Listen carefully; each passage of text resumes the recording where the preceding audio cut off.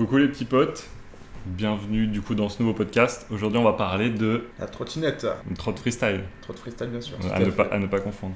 Est-ce qu'on peut faire vite fait un petit tour de table et que vous nous disiez qui vous êtes? Alors, je m'appelle Philippe Pesanti, je suis professionnel de trottinette depuis 11 ans. Donc, je crois bien connaître le sujet de la trottinette, ça fait bien longtemps que j'en fais. En effet, 11 ans, pas mal, stylé. Du coup, moi, c'est Martin Duchamp et je fais de la trottinette depuis une grosse dizaine d'années aussi. Et j'ai commencé avec mon petit frère et j'en fais toujours à fond. Et maintenant, je fais des vidéos de trotte. Salut Loris, moi c'est Jérémy Suchet, j'ai 29 ans. Moi ça fait 16 ans que je fais de la trotte. Donc j'ai passé plus de temps dans ma vie à faire de la trotte que pas en faire. Donc ouais, je pense un peu maîtriser le sujet aussi. Et moi comme Martin, aujourd'hui je travaille un peu dans tout ce qui est image par rapport à la trotte. Donc ça complète un peu notre collègue Flavio qui va être plus dans le riding. Alors du coup, est-ce qu'on peut expliquer aux gens simplement ce que c'est la trotte freestyle? Comment définir la trotte freestyle? C'est un objet comme tous les autres sports de glisse que tu prends et que tu maîtrises à ta manière.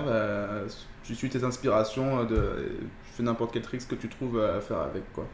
Ça se rapproche du skate, du BMX. Au début, on disait toujours que ça faisait un mix entre les deux parce qu'on a des tricks de vélo et des tricks de skate. Je pense qu'aujourd'hui, on peut dire que la trotte est un sport de glisse à part entière totalement, sans aucune hésitation. On a nos propres figures à nous qu'on peut pas refaire dans d'autres disciplines. Et donc du coup, ça se pratique au même endroit que les riders Exactement. d'autres genres? C'est ça, les skateparks et la rue.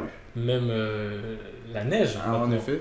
Ah oui, c'est vrai. Ouais, c'est vrai alors, qu'on ouais, là, on c'est a vrai un que- spécimen, là. C'est vrai qu'on oublie ça. je sais pas si t'arrives à le montrer vite fait pour Ouais, bien ceux qui sûr. regardent la vidéo, mais... Attends, je vais faire tomber les roues dessus.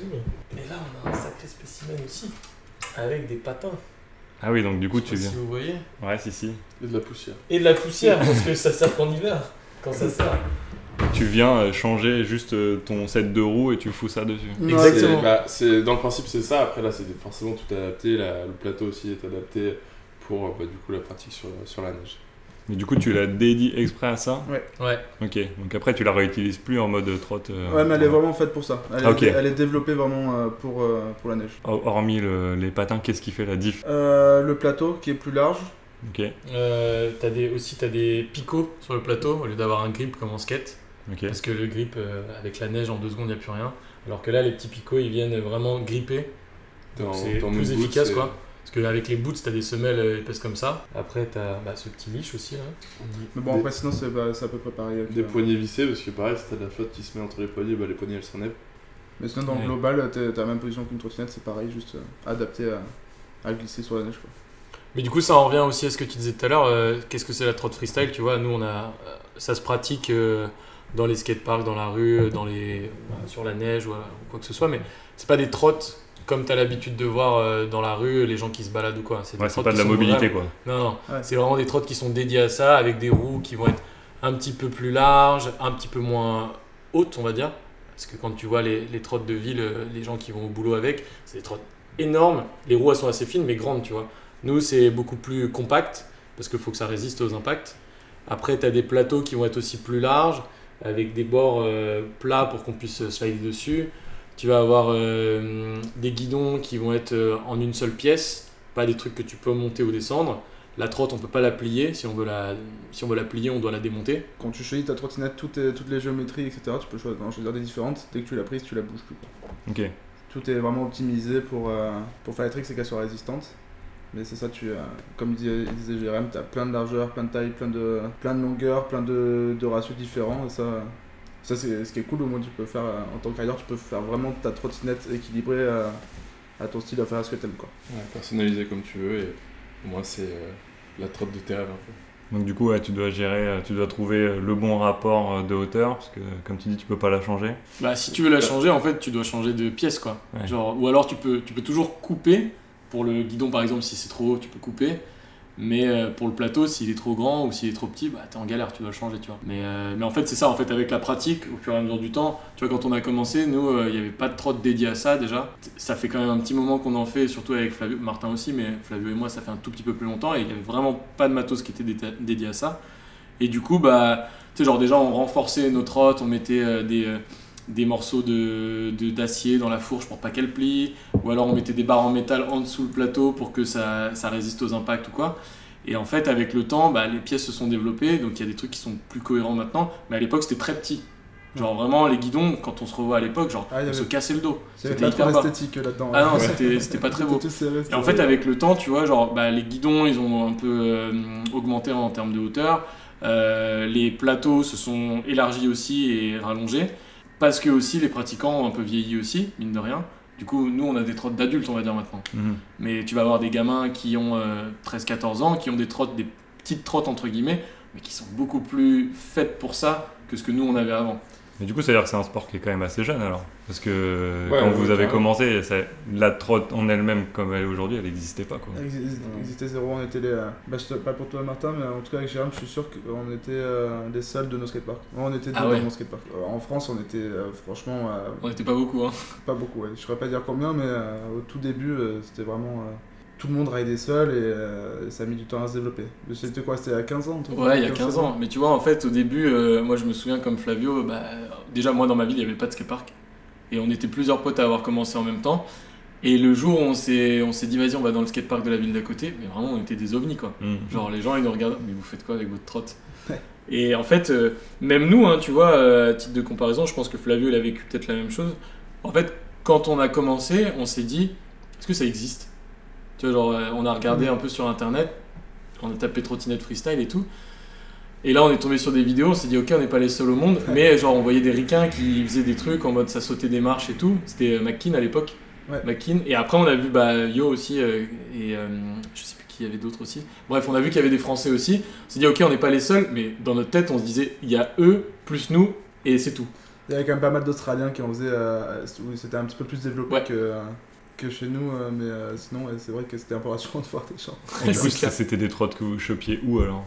Quand tu commences, parce que du coup c'était des trottes normales, classiques que l'équipe. La trotte, c'était des 4. De base c'était un peu les trottes que dans le cliché les hommes d'affaires pouvaient prendre à la défense pour se déplacer, qui ont été un peu détournées.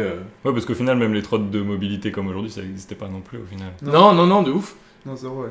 Mais je crois les premières. Enfin, moi c'était une JD-Bug, je pense. Moi c'était une D4. Non, c'était une micro, moi. C'était une D4, après JD-Bug. T'as vécu dans le luxe? En fait, non, c'est juste que la micro, au début, j'avais la Sprite là, tu sais, avec les grosses roues. Ah ouais. Et en fait, il y avait que ça. En fait, c'était vraiment tout ce qu'on pouvait trouver comme trottinette et qui allait être un peu résistante, on prenait et on s'en sortait. Après, la JD-Bug est devenue le standard. Le standard, quand il y a eu, ça s'est un peu développé. Moi, j'ai un pote, il a ramené des trottes au skatepark. Il faisait des mauvais choix. À chaque fois qu'il venait, il en cassait une parce qu'une fois, il était venu avec une trotte. Le plateau, il était en bois. Dès qu'il faisait une replaque, le plateau il touchait le sol, c'était l'enfer. Mais tu vois, c'était vraiment juste. Tu trouvais un truc avec 2 roues et un plateau, et t'allais au skatepark et t'essayais de faire les trucs quoi. Mais tu vois, il y a ça dans l'évolution de la trotte, comme dit Flavio. Nous à l'ancienne, genre, c'était pas étonnant, en une session, tu casses un plateau et une fourche. Genre, c'était limite la base. Genre, moi j'avais toujours une fourche de rechange dans mon sac, toujours. Aujourd'hui, une fourche, si c'était pas un bourrin, enfin moi perso, ça fait 6 mois que j'ai la même fourche, elle a pas bougé, tu vois. Mais c'est pour te dire l'évolution du matos. Après, l'évolution du riding aussi. À l'ancienne, on ridait comme des bourrins. C'était pas fait pour ça. On atterrissait comme on pouvait, machin.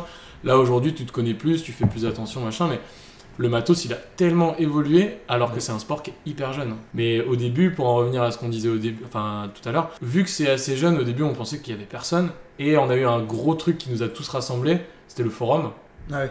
Et en fait, à l'époque, il y avait un forum qui s'appelait le forum Trotty Rider.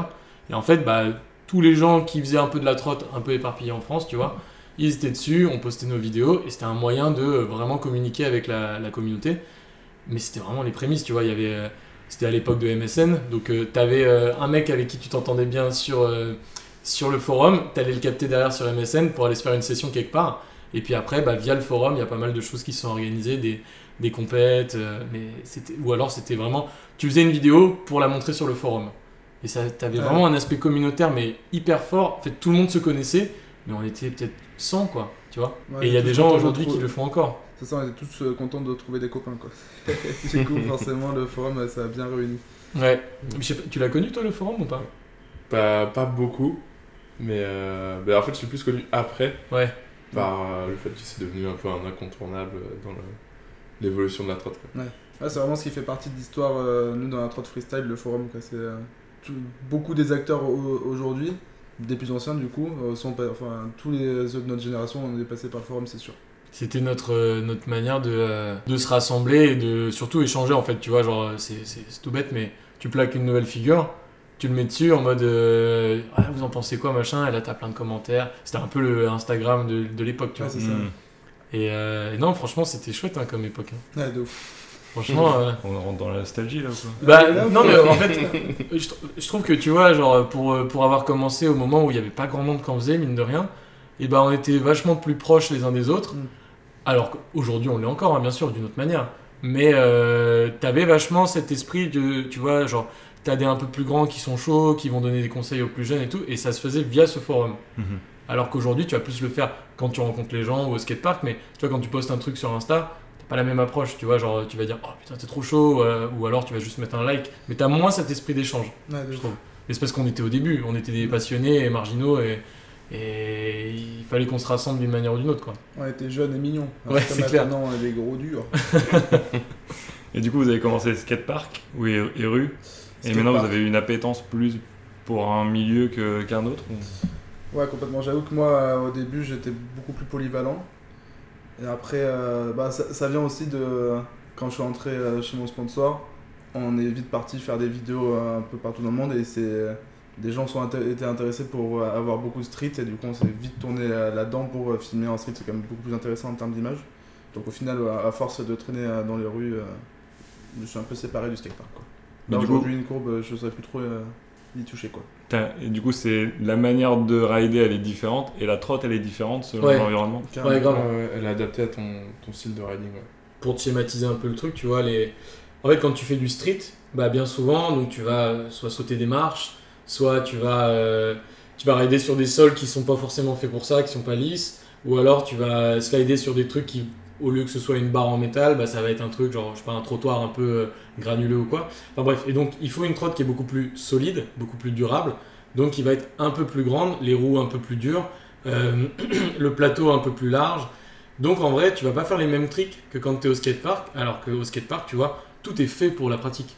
Donc du coup, bah normalement, le module il glisse bien, le sol il est top. Du coup, bah, tu vas avoir une trotte qui va être plus adaptée à faire des figures avec ta trotte plutôt qu'à la longévité. Donc, tu vas comparer un mec qui fait du street et un mec qui fait du skatepark.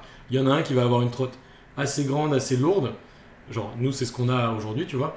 Et tu vas avoir un mec qui est au skatepark qui, lui, va faire une petite trotte hyper légère. Mais genre, vraiment petite trotte. Des fois, t'en as, genre, les 2 pieds, c'est limite si ça rentre pas sur le plateau, tu vois. Ouais. Mais parce qu'en fait ils font pas du tout la même chose que nous, genre vraiment ils font des tricks où le but c'est d'envoyer la trotte dans tous les sens et tout, et du coup bah si t'as une trotte qui est encombrante c'est un enfer et c'est juste pas la même pratique. Et après t'as des gens qui arrivent à avoir une trotte qui est un peu entre les deux, qui vont faire du skatepark avec et faire du street avec, mais bien souvent c'est l'un ou l'autre. C'est vraiment intéressant ce truc là d'avoir c'est vraiment 2 disciplines à part entière quoi.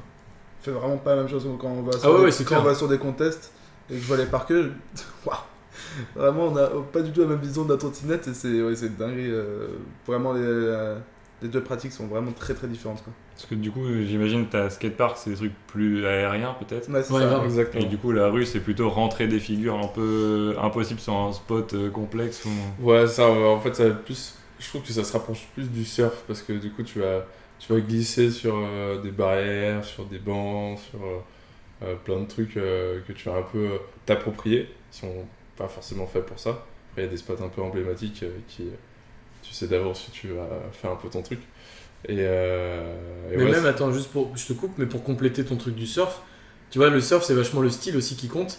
Et en fait, en street, c'est hyper important le style. Parce que tu vas avoir des tricks qui vont être peut-être plus simples à faire, entre guillemets, genre tu fais tourner le plateau une fois ou un truc comme ça. Mais en fait, la manière dont tu le fais, elle compte beaucoup plus qu'en parc, ça va plus être une pratique où genre tu rajoutes un trick, tu vois, le but c'est toujours faire plus, alors qu'en street, c'est plus, genre tu vas aller taper un spot qui est, comme tu disais, impossible, ou alors tu vas aller sur un spot qui a déjà été fait, tu vas rajouter un petit truc, mais à ta sauce. Et là, ça rejoint bien le truc du surf, effectivement. Mais surf street, moi je suis pas trop d'accord. Le surf, si on parle du surf, c'est de là où ça vient aussi, pour moi ça serait plus du bol. Parce que là, le bol, vraiment, t'as ce truc là de les grinds, etc. Ouais, mais le surf, t'as le côté aléatoire aussi du street, tu vois.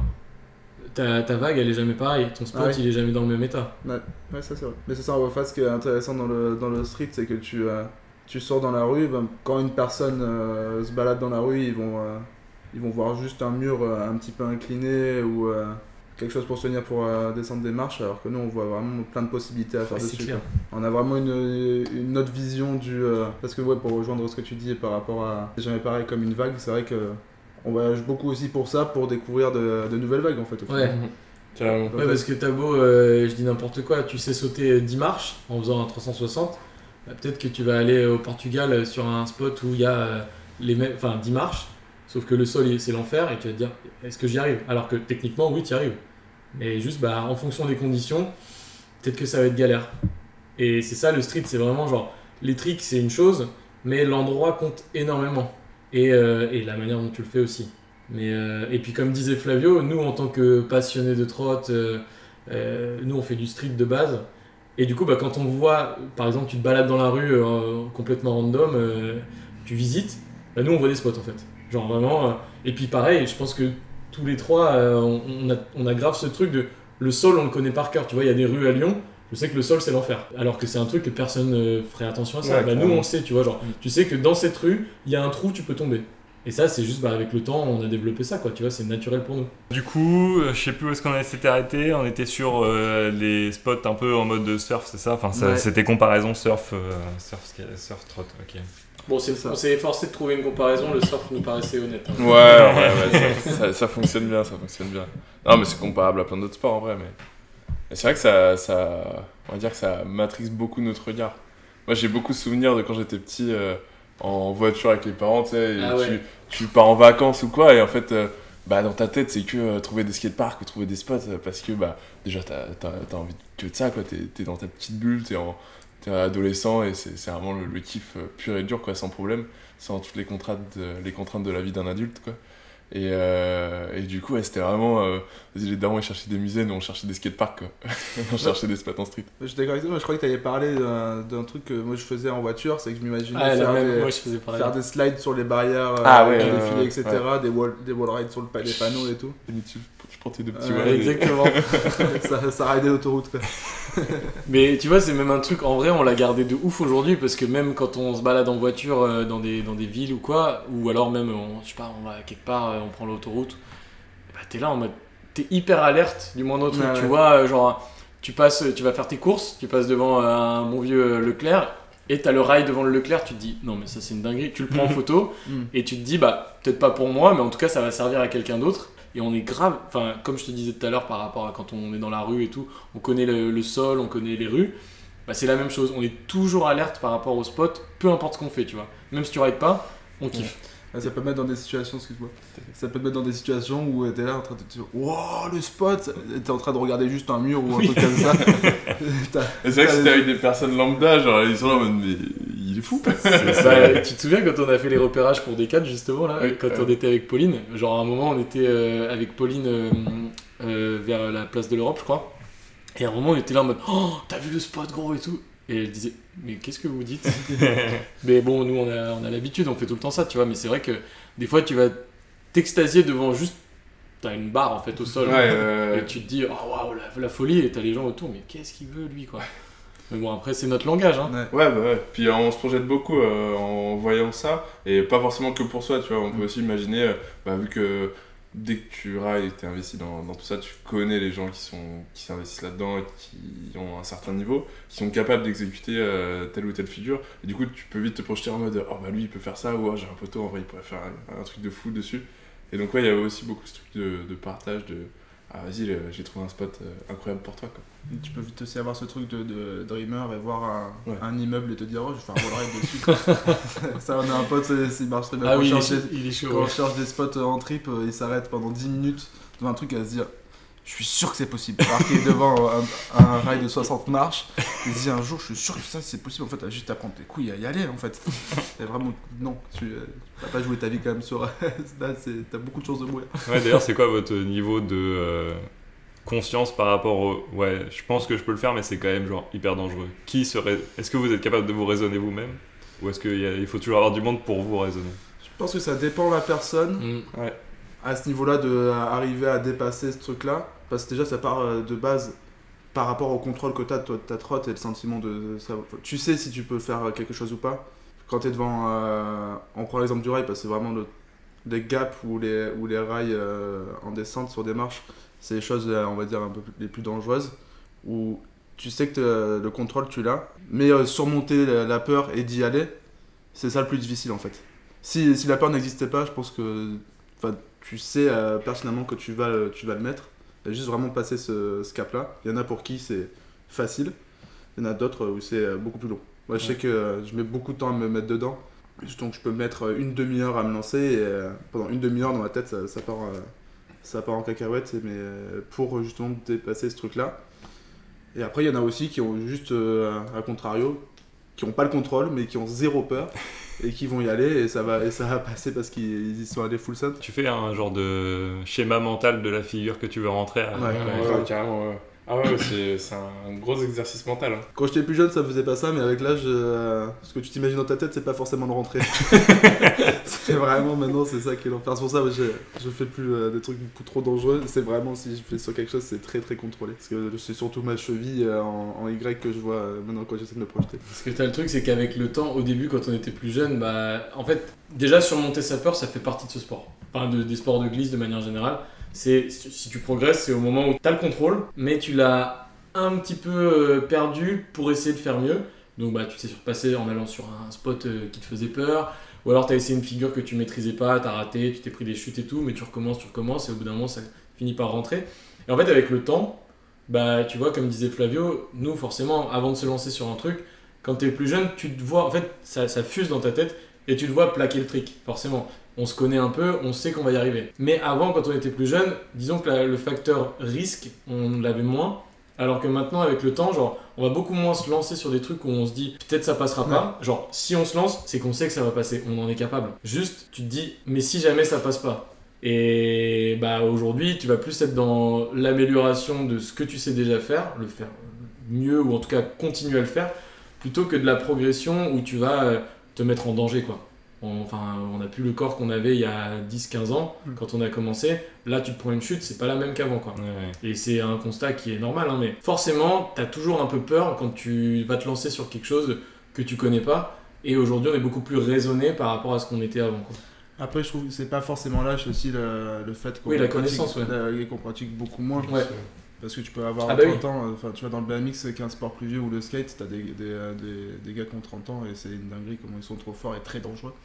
Donc c'est vraiment aussi par la pratique, quoi. Ouais, mais tu vois, pour te contredire un peu, ils ont 30 ans, peut-être qu'à 15 ans, ils faisaient des trucs qui avaient rien à voir, et maintenant qu'ils ont 30 ans, qu'ils sont peut-être plus solides physiquement parce qu'ils font du renfort musculaire à côté, ou que surtout ils se connaissent beaucoup mieux dans la pratique du sport, tu vois, en fait peut-être ils se sont dit, ok, moi mon domaine c'est les trucs dangereux, je vais y aller à fond, et en fait tu sais très bien que quand ils vont se lancer ils vont y arriver, c'est juste ils se lancent sur des trucs qui leur correspondent plus maintenant, quoi.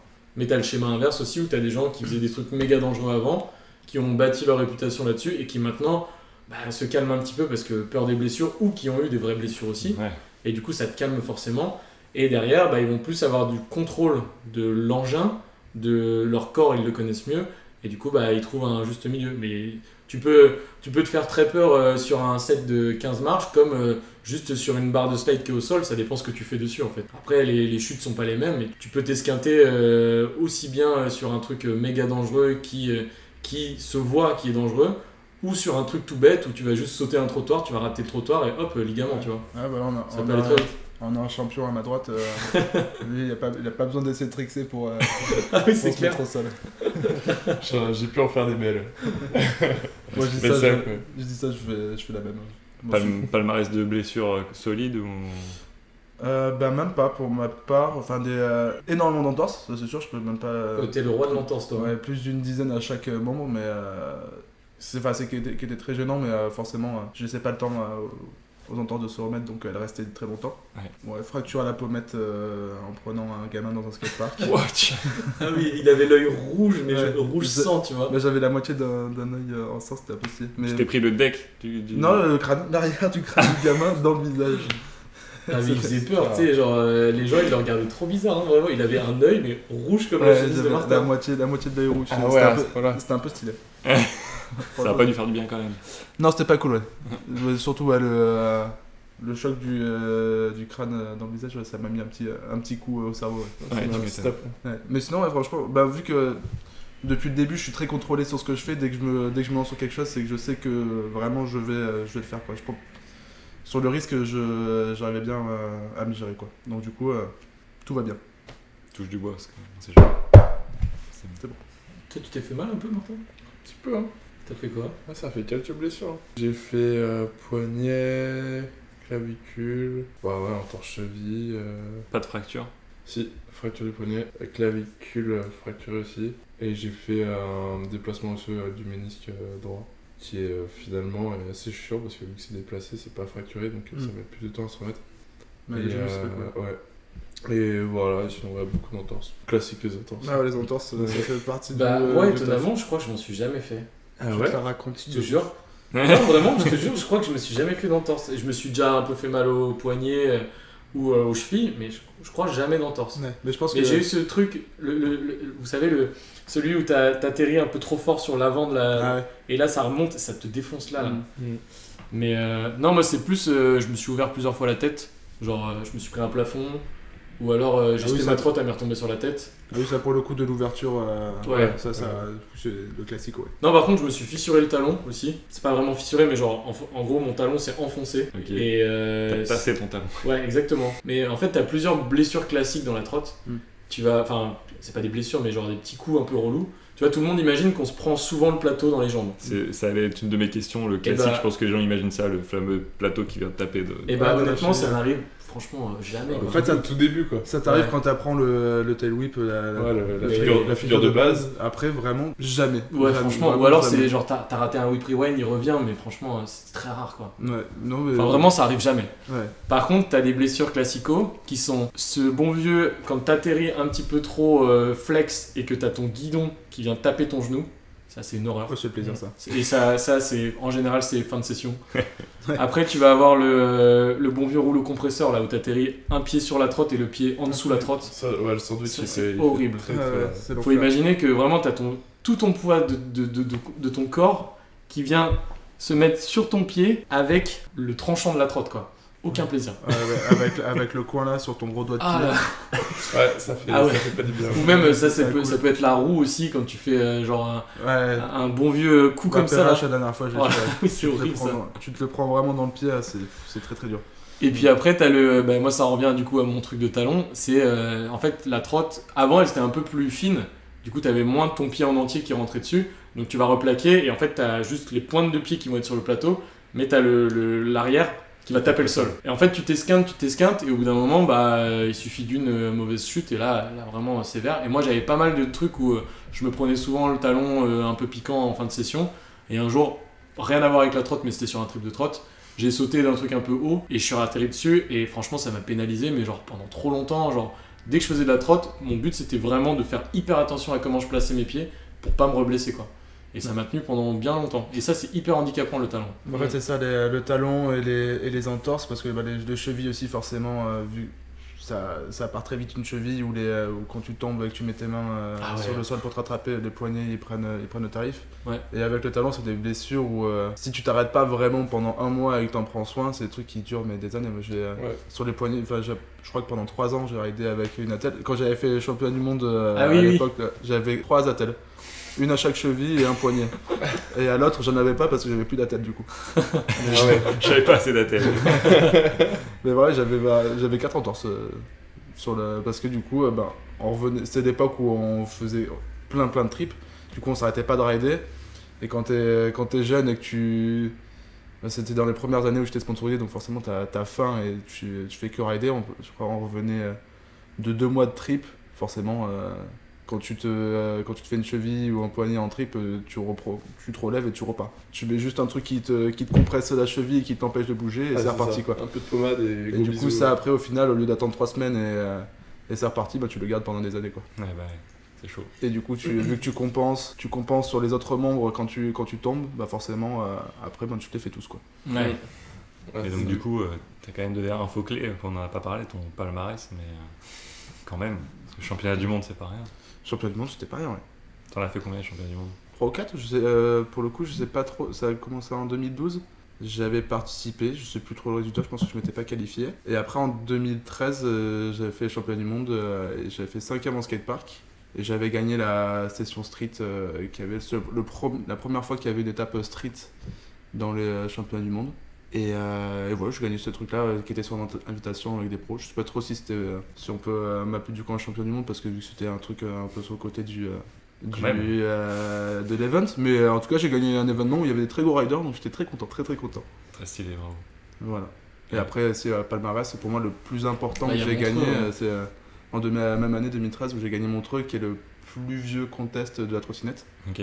En tout cas en Europe, c'est sûr. Ouais, Et c'est un ça peu doit le- faire partie dans le monde aussi. C'est le contest un peu légendaire, tu vois, de la trotte, quoi. C'est le truc où quand t'es minot et passionné de trottinette, c'est le contest de rêve quoi. Ouais, tu rêves, c'est un peu le Graal. ouais, c'est ça. Ouais. Il a toujours lieu? Malheureusement non. Non, ça fait depuis 2019, je crois qu'il y a plus. Ouais. Bah en fait, déjà avant le Covid, c'était compliqué. Enfin, ça survivait les 2-3 dernières années, tu vois. Et je crois qu'ils n'ont pas réitéré l'expérience. Enfin, ou alors s'il y a eu, ça n'a pas fait de bruit, c'est pas du tout la même ampleur, quoi. Ouais. Et du coup, il y a un équivalent aujourd'hui que de Montreux ou plus du tout? Non, Aussi il y a corps, non. Ouais. Non, il n'y a pas. Ouais, et aussi historique, enfin et aussi vieux, c'est clair que non. Ouais, non, il y a des alternatives, il y a d'autres trucs qui sont créés, mais Bah, les pas du tout dans la même ambiance, on va dire. Le truc qui se déroule aujourd'hui depuis le plus longtemps, c'est Street Jam, mais on n'a pas Ouais. il y a plus de contest qui reviennent de loin, quoi. C'est que de la nouveauté. Mais ce qui est très bien parce que pour le coup, avant, Montreux est devenu très connu aussi parce qu'il y avait que celui-là. Aujourd'hui, quand c'est tu clair. pars dans la saison, à partir de là, il y a des événements tous les week-ends, donc c'est très très bien aussi, quoi.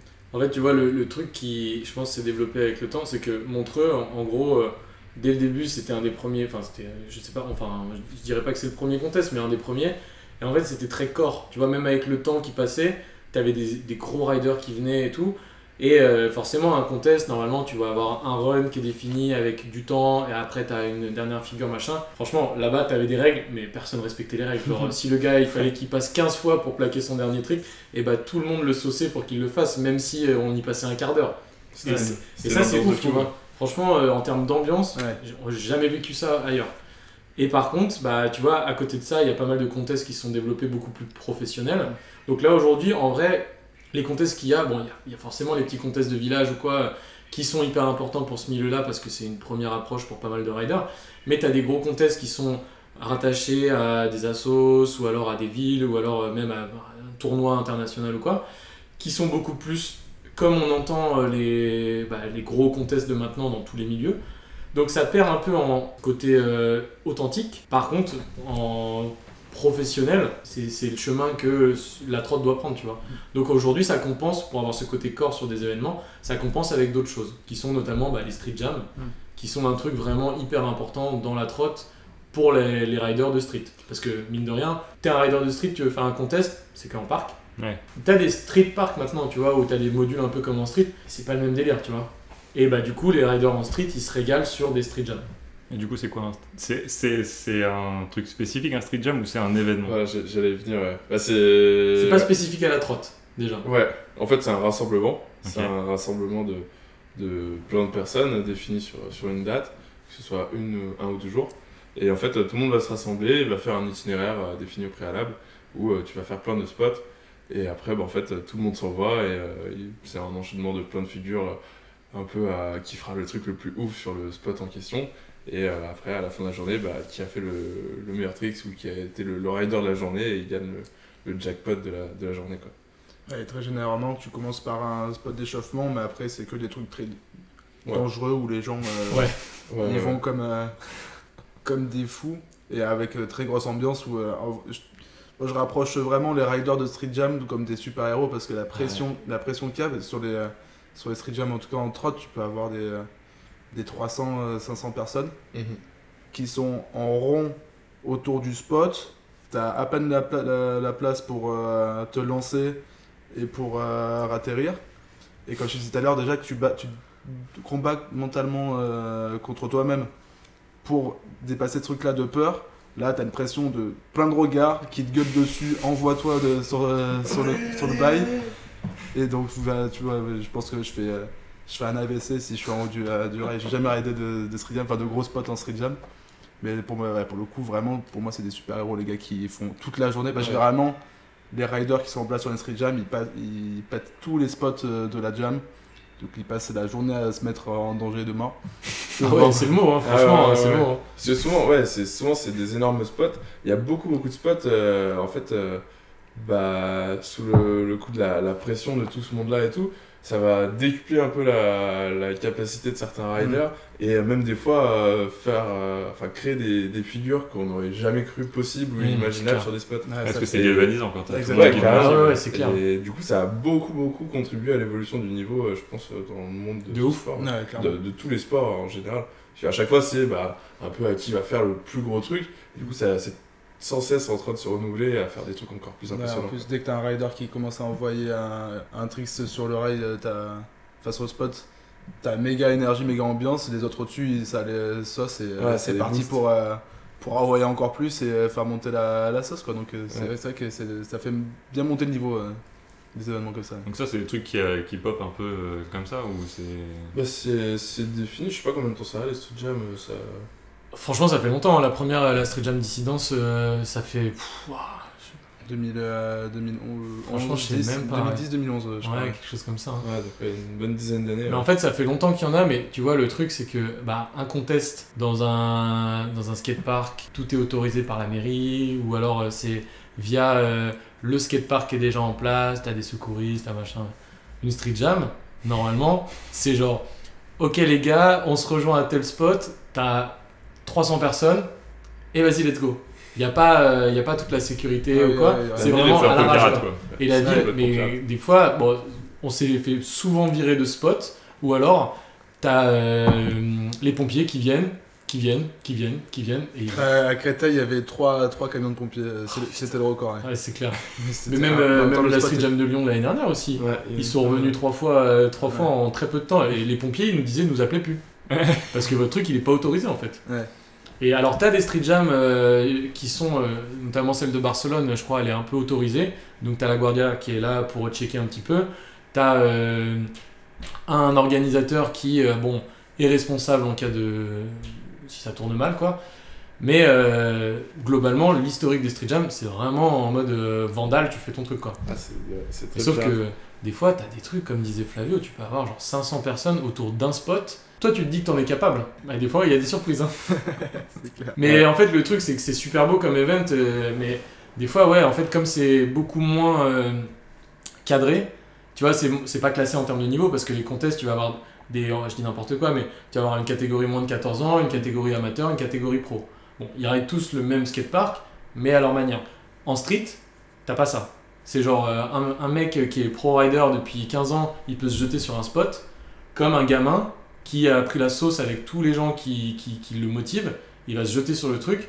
Et en fait, genre, nous les grands, forcément, on essaie de tempérer un peu, mais des fois, il y a des gamins, ils sont déter. Hein. Ah ouais. Et genre, on a vu des sales chutes des gamins, genre vraiment, enfin, j'ai un souvenir d'un petit street jam de Paname, hein. Franchement, moi je croyais qu'il était passé, hein. Et ça fait bizarre. Hein. Ouais, là, ça calme tout le monde. Là. En fait, le ouais. problème, c'est qu'il y a tellement d'ambiance et tout que les gamins ils se disent, moi aussi je peux le faire, sauf que non, ils se rendent pas compte que ils ont pas le niveau, ils ont pas l'expérience. Ouais, ça peut faire des bêtises. Ouais, c'est ça, avec l'ambiance. la cohue, avec l'ambiance générale et tout le monde qui essaie de un peu se tirer vers le haut. Et en fait, il y a ce mot récurrent qui vient dans les street jams, c'est allez. Carrément, ça en est devenu une marque, un gros média incontournable dans la trotte maintenant. Ah, c'est vrai. Ça s'appelle Ole Brand. Ok. C'est un média américain, du coup, c'est un américain qui est venu à beaucoup de street jam en France et du coup qui a kiffé le allez. Et à tel point que, ouais, du coup, il y a des petits. Malheureusement, ouais, ils ont pas forcément conscience que ils peuvent en fait y rester en se lançant. Quoi. Ouais, il passe cette barrière mentale là qu'il Ouais. faudrait qu'il dépasse pas. C'est l'insouciance des jeunes Ouais, c'est en ça. mode tout est possible. Ouais. Ah, je pense que t'as aussi beaucoup une part de putain, là il y a du beau monde, faut que je prouve. Parce que mine de rien. Ça peut lancer ta carrière. Ouais, parce que du coup, il y a des gens qui peuvent détecter pour potentiellement C'est ça, signer parce un que- pro rider. Ah, Étant ouais, étant clairement. donné que c'est des événements incontournables dans le sport, il y a aussi les sponsors qui se déplacent, Mhm. on va dire les team managers des marques, etc.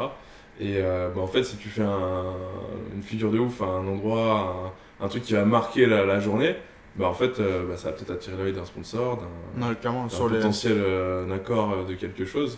Et par exemple, Bah, sur les grosses street jam, c'est clair que beaucoup de regards sont tournés vers les grosses street jam parce que là, pour le coup, t'as des gros riders qui ressortent de ça. Il y en a beaucoup qui en sont ressortis avec un sponsor après une street jam. Par exemple, à l'époque, il y avait Mais- Didine.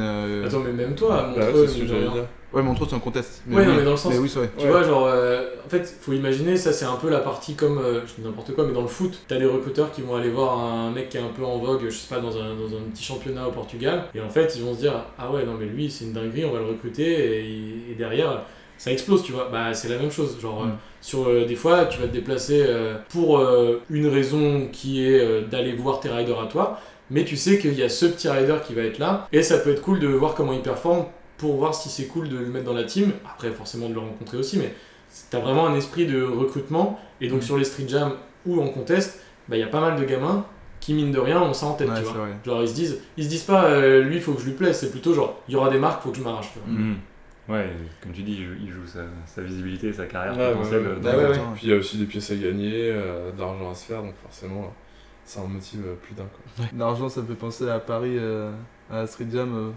Un gars, il ridait plus depuis 2 ans, je crois. C'était Germain, non? Ouais. Il a pris une trotte, il a vu juste les 2000 balles, il a pris une trotte à quelqu'un et il s'est lancé à fond sur le spot, mais vraiment avec zéro contrôle. Mais comme on parlait tout à l'heure de cette barrière mentale où t'as peur, lui, il avait pas le contrôle, il est juste parti en courant. Il a fait En vrai, il a Bah oui, presque réussi. il Hein. était presque, mais. En plus, Wow. le truc qu'il a fait, c'était Tu, dingue. Hein. ouais, mais tu voyais qu'il y avait zéro contrôle dans le truc, il allait à fond, il Ah s'est ouais. juste jeté, donc ça peut faire des bêtises. Quoi. C'était sur quel spot? C'était sur les 20 marches à la def. Alors, il a fait sur Il a deux voulu spots. faire front ice pick dessus. Ah, mais c'est lui! Ouais, c'était Ouais, lui, ça- ouais. Et il a essayé de faire sur le kink à Créteil, transfert front ice aussi. Ah oui, c'est vrai. Ouais, non, Enfin, voilà. là, j'ai absolument rien compris. En Ouais. gros, C'est c'est une figure où tu slides. En fait, tu peux rajouter sur ta trotte. Bon, aujourd'hui, ça se fait moins, mais tu peux rajouter, comme dans le BMX, tu sais, Ah oui, les pegs. Ouais, ok. Donc, t'en as à l'avant et t'en as à l'arrière. Ouais, mais quand je dis ça se fait moins, c'est qu'à l'arrière, maintenant, les decks ils sont faits de manière à ce que tu puisses avoir comme si t'avais un peg, parce que c'est beaucoup plus large. C'est pas la même sensation, mais dans l'idée, c'est ça. Et en fait, le trick qu'il a voulu faire, c'est de slider sur le pegs arrière, Ok. mais sur un rail qui fait 20 marches et qui est épais comme ça, alors que les pegs, ils sont grands comme ça. Et le Ouais. mec avait pareil. Enfin, c'est un truc hyper précis. Personne n'a fait ce trick sur. Ouais. Ce trick, ce spot est vraiment connu, il y a énormément de figures qui ont été faites dessus. Pas celui-là. Ouais. Et lui, le mec, il a pas raidé depuis 2 ans, il prend une trotte, let's go. Mais il était pas loin, franchement, je pense qu'il lui restait ça du rail pour qu'il y arrive, et il s'est éclaté à la fin. Bon, après, Ah, tu vois merde. qu'il y allait comme un sauvage. Ah Au oui, lieu oui, de- c'est clair. Au lieu de slider sur tout le rail, il a pris juste vraiment le dernier mètre du Ouais. rail, alors que c'est un rail de 20 marches. Oui, oui. Donc la chute était déjà pas mal, quoi. Ouais, exactement. Bonne vitesse, quoi. Ouais, c'est ouais. clair. Donc, ouais, ça peut être là-dessus, ça peut être dangereux une street jam. C'est sûr. Mais du coup, tu disais personne n'avait fait ce trick sur ce spot. Mais du coup, comment vous savez quel trick a été rentré sur quel spot? C'est Bah, parce que la communauté elle se connaît tellement bien que dès qu'il y a un trick qui rentre, Bah, c'est en fait, partagé. c'est surtout, il y a un peu de surtout ça. sur des spots aussi connus que la défense. C'est un spot mythique de ouf. Bah, on parlait juste de Street Jam. En fait, c'est un spot qui a été connu parce que c'était le dernier spot de la Street Jam de Paris, qui est une très très grosse Street Jam et l'une des premières. Et du coup, forcément, sur des spots mythiques comme ça, dès que quelqu'un fait un trick dessus, c'est dans une vidéo ou quoi, et t'es de suite au courant en tant que rider. Si tu vois quelqu'un faire une dinguerie sur un spot mythique, si tu vas au bar après avec les potes, t'as vu ce qu'il a fait le collègue là? Et du coup, ça veut dire que c'est aussi un peu un genre de palmarès entre vous, de se dire Ah bah moi ouais. j'ai rentré ce trick ici, personne d'autre l'a fait. Exactement. Ouais, carrément. Et puis t'as ce respect aussi ok, bah lui il a fait ça, on n'y touche pas, c'est son trick à lui. Ouais. Moi je vais Ah faire ouais. autre chose. Si tu fais quelque chose, tu le fais mieux. Tu peux pas Ouais. faire le même truc. Ah ouais, tu dois rajouter un truc. ouais, Il y a exactement. ce côté. Ou alors tu le mets pas en avant original. quoi. Enfin, ça se fait pas en Ouais, fait. mais oui, c'est que t'as ce truc là, comme tu dis, de quand t'as fait ton trick sur le spot, c'est le tien. Plus personne peut refilmer le même trick sur le même spot. C'est un genre de respect éternel, quoi. C'est Ouais, ça, Ouais, ouais, carrément. exactement. Et du coup, c'est un truc qui nous alimente tout le temps parce que bah, y a sans cesse du contenu qui sort. Et donc, quand t'es passionné de ça, bah, tu t'intéresses à tout ce qui se passe, tout ce qui se fait un peu dans le monde entier finalement. Et bah, y a toujours des trucs qui sortent. Et bah, du coup, on est sans cesse en train de parler de ça. Et bah, c'est un sujet de discussion perpétuelle, j'ai envie de dire. Du coup, est-ce que vous avez chacun votre tricks ou c'est gravé dans le marbre? Bah, là c'est plus Flavio qui va te Ouais. répondre pour le coup. Ouais, alors, bah, en tête, j'ai sur El Toro, un spot aux États-Unis, un gros rail sur 20 marches. J'ai fait mon petit, comme on parlait, Ah bah voilà, le à ice pick dont on Ice t'a Pick, parlé donc, tout à l'heure.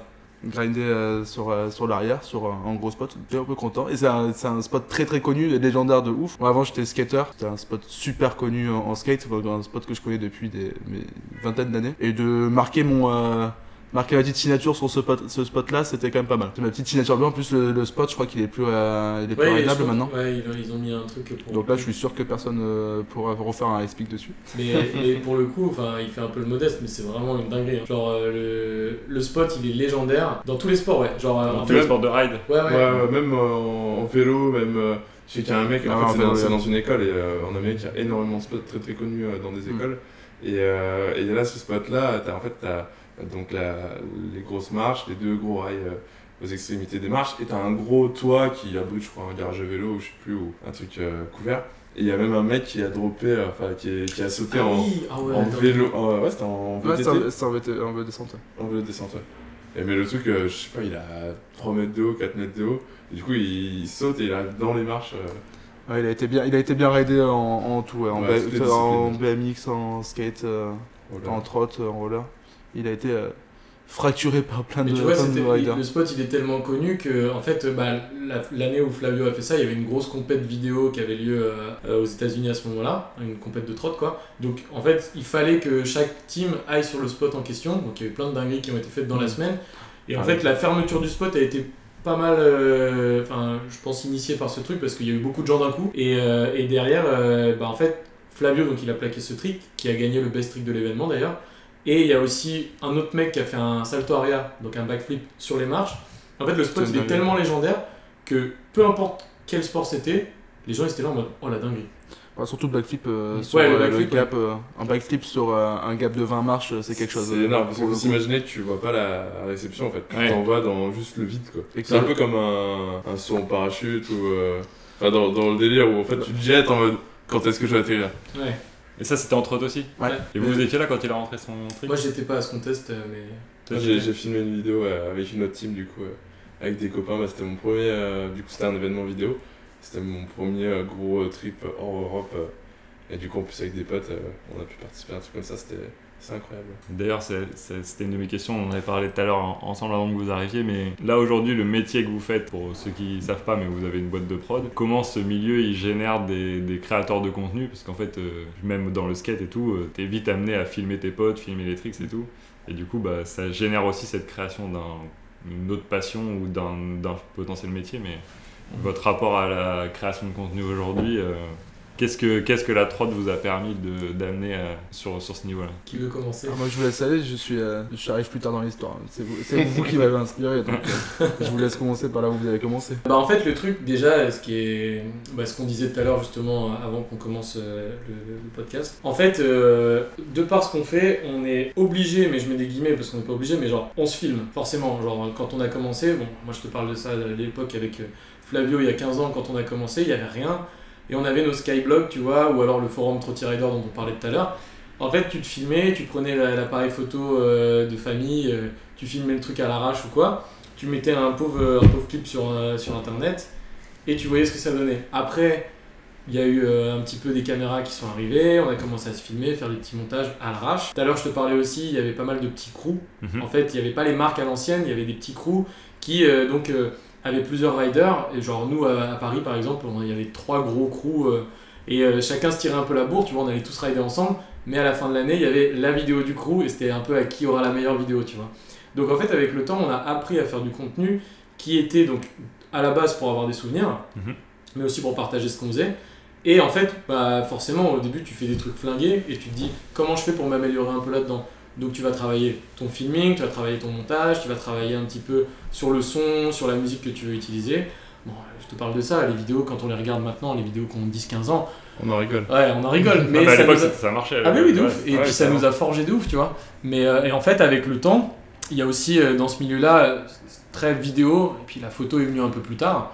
Mais moi, pour le coup, avant, je faisais de la vidéo, je me suis beaucoup plus orienté photo, ça me fait plus kiffer. Avec le temps, on a été obligé un petit peu de bidouiller et derrière de faire des trucs un peu mieux parce que comme on te le disait tout à l'heure, genre le sport il est tellement nouveau qu'en vrai, mine de rien, c'est nous, enfin quand je dis nous, pas nous trois, mais nous, notre génération, qui avons façonné un peu l'image du sport. En fait tu te dois de faire un truc qui est bien, tu vois. Et du coup, bah, au bout d'un moment, tu commences à progresser, tu fais des trucs un peu sympas, et derrière, et ben, tu vas avoir des gens un peu de la vraie vie qui vont s'intéresser aussi à ce que tu fais. Et tu te dis, ah bah là, je dis n'importe quoi, mais il y a des marques qui font pas du tout de la trotte, qui aiment bien l'esthétique qu'on a, tu vois. Genre en fonction des montages, ou alors le rythme, parce que bah, on arrive à faire des choses, tu vois, on va filmer quelqu'un en le suivant en trotte, t'as des gens, genre pour eux c'est inconcevable de faire ça. Nous c'est la base. T'as des choses, ou alors photographier des personnes en mouvement, ou alors avoir des moments un peu, tu vois, genre t'as quelqu'un qui se blesse, t'es au plus proche de l'action et tout. C'est des choses que bah, nous c'est naturel pour nous, parce qu'on l'a appris avec le temps sur le terrain, parce qu'on devait un peu mettre ça en avant, le documenter. Et en fait aujourd'hui, bah...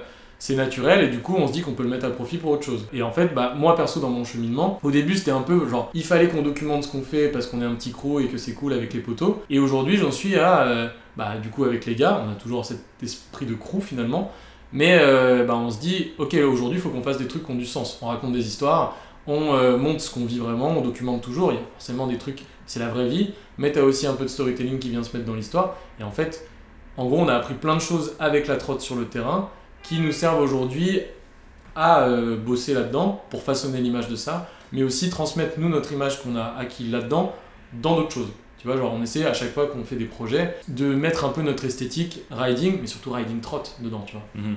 Et donc, enfin moi perso ça c'est mon cheminement. Après chacun a une manière d'y arriver. Enfin moi je sais que je voulais m'orienter, je kiffais la trot, j'ai ridé, j'avais un bon niveau à un moment. Mais je me suis dit, il y a plus de choses à faire dans l'image, dans la communication, dans la photo, dans la vidéo. Ça m'intéressait plus, ou même les événements. Après, tu as plein de manières d'y arriver.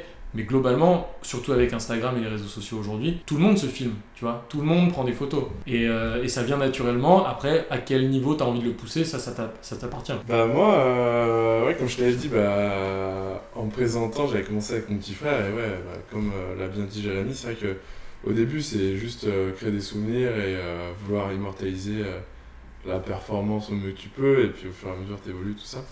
Et moi, j'ai commencé à pas mal filmer mes potes, à filmer mon crew aussi, et en fait, bah, ça m'a amené sur les études, donc dans le cinéma, et donc j'ai développé toute cette partie-là. Et donc à la fois en développant, moi de mon côté, mes petits projets de trotte avec mes potos de mon crew, dédicace à faire tes gangs.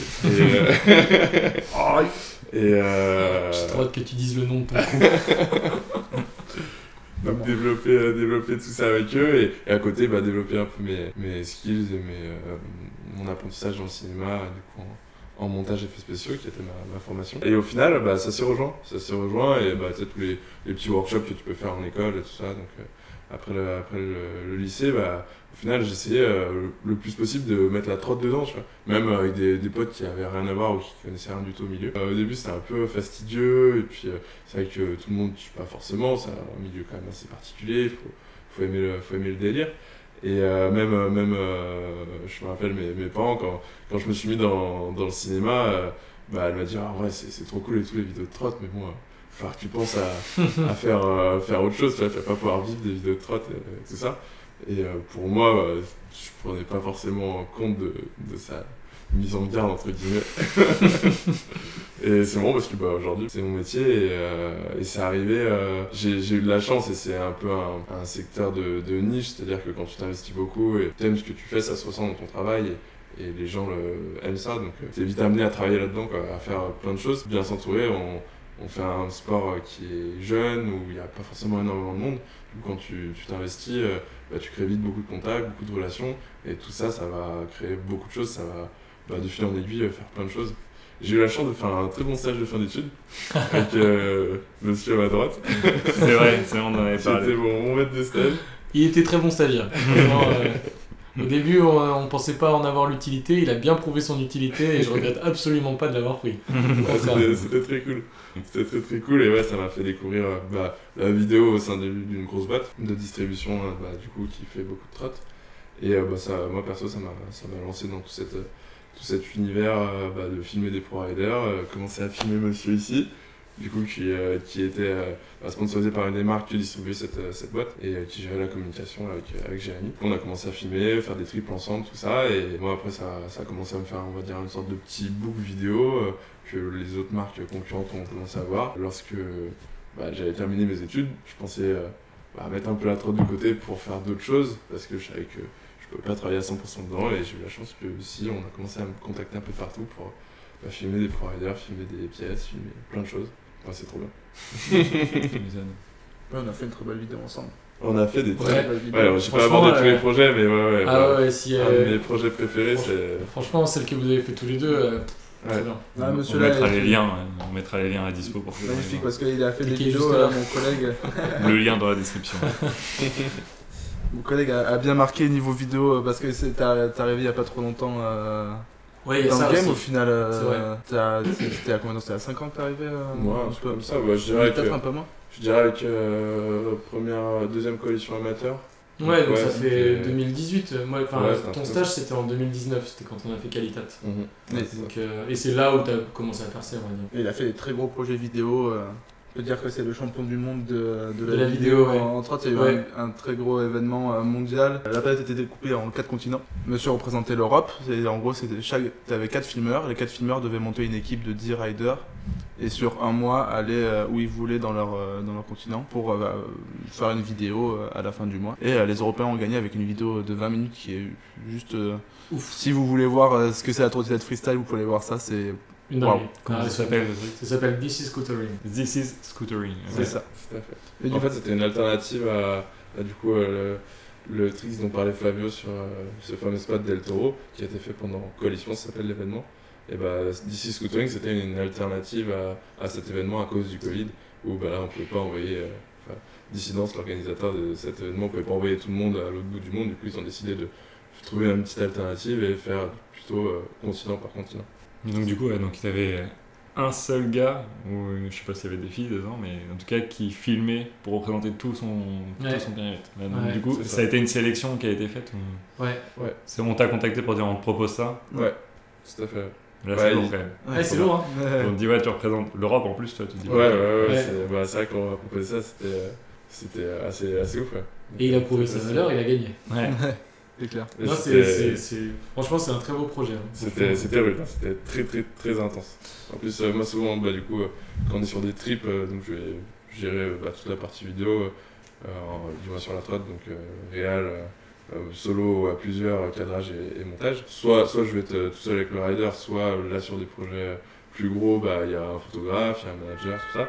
Et là, en fait, j'avais un peu la triple casquette, on va dire. Et ouais, du coup, je faisais à la fois le management des riders, la réal, et en plus de ça, le cadrage montage, quoi. Du coup, moi, j'avais jamais fait vraiment de management, quoi, à part sur des petits trips à faire des petits bails, mais là, c'était, du coup, il y avait des mecs qui venaient un peu de partout en Europe. Et c'était fastidieux. Et pour le coup, on en parlait en plus il y a pas longtemps, c'est quand même vraiment une dinguerie où, pour moi, je disais à Martin que c'était vraiment un contest mondial, mais de caméraman, parce qu'en gros, Ouais. de caméraman de trotte. Parce qu'en fait, ils ont pris 4 caméramans et ils leur ont dit, vous avez une liste de 40 riders, vous devez en prendre 10 dans le lot pour monter votre équipe. Enfin, ouais, c'était 20. C'était 20 Mm. C'est pour ça que j'étais pas dedans. Et du coup, tu dois faire ton équipe de 10. Et après, vous choisissez, enfin comme tu disais, il était manager, organisateur. Et c'était vraiment, la vidéo découle vraiment des idées du caméraman. Donc pour moi, c'était vraiment la première et la plus grosse compétition pour les vidéastes, quoi. Ça n'a pas été refait depuis. Ça n'a pas été refait. Non. Ah, c'est Je les- sais pas s'ils vont le refaire. C'est le genre de compétition qui n'arrive qu'une fois toutes les décennies, ça. Je sais pas si ça va être refait. Donc du coup, il garde la ceinture pendant 10 ans. Toi, on n'a pas parlé de ton. Parce que du coup, toi, t'as été pro rider et tout, donc ça, c'était ton métier Bien, encore aujourd'hui. pro rider. Encore aujourd'hui. Mais du coup, tout doucement, tu glisses vers la prod de contenu. C'est ça en fait, moi j'ai découvert l'image en étant filmé en fait. De base j'étais devant l'objectif. Quand je suis arrivé dans la trottinette, je connaissais rien de tout ça. Enfin, quand tu rentres chez une marque, tu es pris en photo, enfin t'as des shootings, des vidéos à faire. Je me rappelle la première fois que j'avais un shooting, un photographe était venu dans mon skatepark. Il avait ramené ses deux flashs déportés et son petit appareil photo, j'étais comme un fou. Et je me rappelle avec C'était Paul? Non, c'était beaucoup plus ancien, je me rappelle plus du tout de son prénom. Ok. Et je me rappelle à l'époque, j'étais comme un fou d'avoir shooting. Je me rappelle à mon ex de l'époque, je lui ai dit je peux pas venir, j'ai un shooting là. Ça pesait de fou dans le game pour moi. Tu vois. Alors, ça.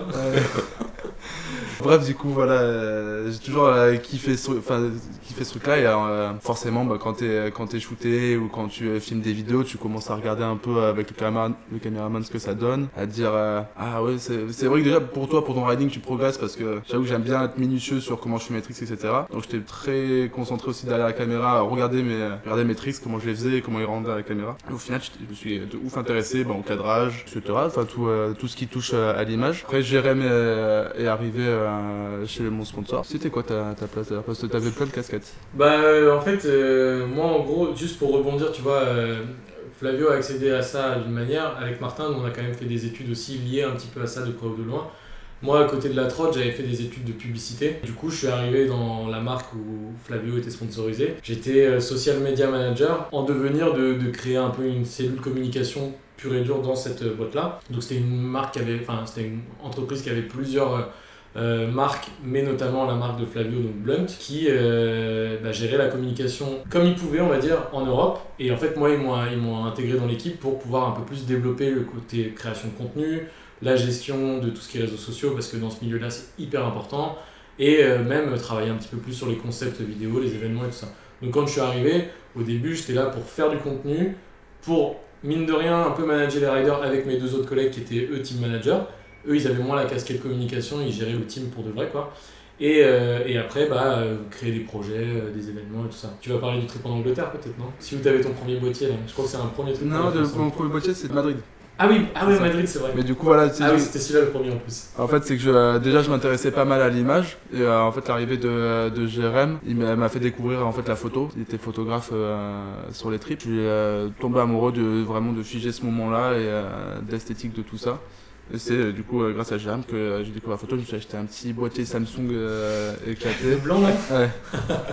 Et du coup, voilà, petit à petit, après, je me suis plus intéressé de l'autre côté au fur et à mesure sur les vidéos que je faisais pour mon sponsor, ce qu'on appelle des parts. Du coup, quand on filme sur 1 mois, 6 mois ou 1 an, on filme un projet. En m'intéressant plus au côté image etc., je suis plus concentré sur raconter une histoire, avoir un délire de création derrière, pas juste faire du bow riding forcément, mais plus dans la performance ou quoi, avoir quelque chose de très visuel avec une histoire derrière, quoi. Donc c'est vraiment cette évolution-là qui m'a porté vers aujourd'hui être derrière la caméra et cadrer ou prendre des photos. C'est en faisant avec les autres que j'ai découvert ça et cet amour pour l'image, quoi. Du coup, c'est pour ça que tout à l'heure je disais, c'est eux qui m'ont fait découvrir ce monde-là d'image. Maintenant, c'est lui qui veut nous filmer. Exactement. Ouais, c'est clair. Exactement. Mais tu vois, ce qui est cool, c'est qu'il n'y a pas une manière ou une autre, il n'y a pas une manière spécifique d'y arriver. Tu ne dois pas faire des études ou tu dois pas. Flavio, pour le coup, qui n'a pas spécialement travaillé là-dedans avant, il a découvert avec l'expérience. En fait, juste, je pense que la trotte, tous les trois, on avait la passion de la trotte et ça nous a ouvert une autre passion qui est l'image. Tu vois. Mais ça, on l'aurait pas eu si on n'avait pas eu cette passion de la trotte, c'est sûr. Donc, du coup, t'estimes que la trotte, elle a influencé ton choix de carrière? Non, mais la trotte, moi, elle n'a pas influencé mon choix de carrière, c'est ma vie. Ouais, clairement. Je vais rebondir là-dessus. Là-dessus, je pense qu'on est tous d'accord. On est à l'aise pour dire que la trotte, c'est notre vie. Ah oui. Vraiment, on n'aurait pas la trotte, qu'est-ce qu'on ferait? Clairement, ça a été une magnifique école de la vie, quoi. Ça a été. Ça nous a mis sur un chemin passionnel et d'évolution hyper positif sur plein de facteurs différents et c'est trop bien, quoi. Trop bien. Vu qu'on est rentrés tous jeunes, et que ce que tu disais tout à l'heure, c'est marrant, c'est vrai que on a fait plus de prendre de la trottinette dans nos vies que pas. Ouais. Mais c'est vrai que vu qu'on est rentrés jeunes et très impliqués et qu'on a été très vite impliqués dedans, ça a formé nos vies parce que tout ce qu'on a fait, c'était par rapport à la trottinette, que ce soit tous nos potes viennent de la trottinette pour le coup. Moi, mes 2 potes d'enfance ne sont pas de la trottinette mais c'est du riding. Dans le skatepark qu'on a évolué et qu'on a tout appris, quoi. Donc pour le coup, t'as grave ce truc, je pense qu'on est venu à la trotte parce que on trouvait ça cool. Et encore, on trouvait ça cool de le faire parce qu'il y avait zéro image de ça. Hein. On se disait pas, ça peut être stylé d'être un rider parce qu'on savait même pas que ça existait.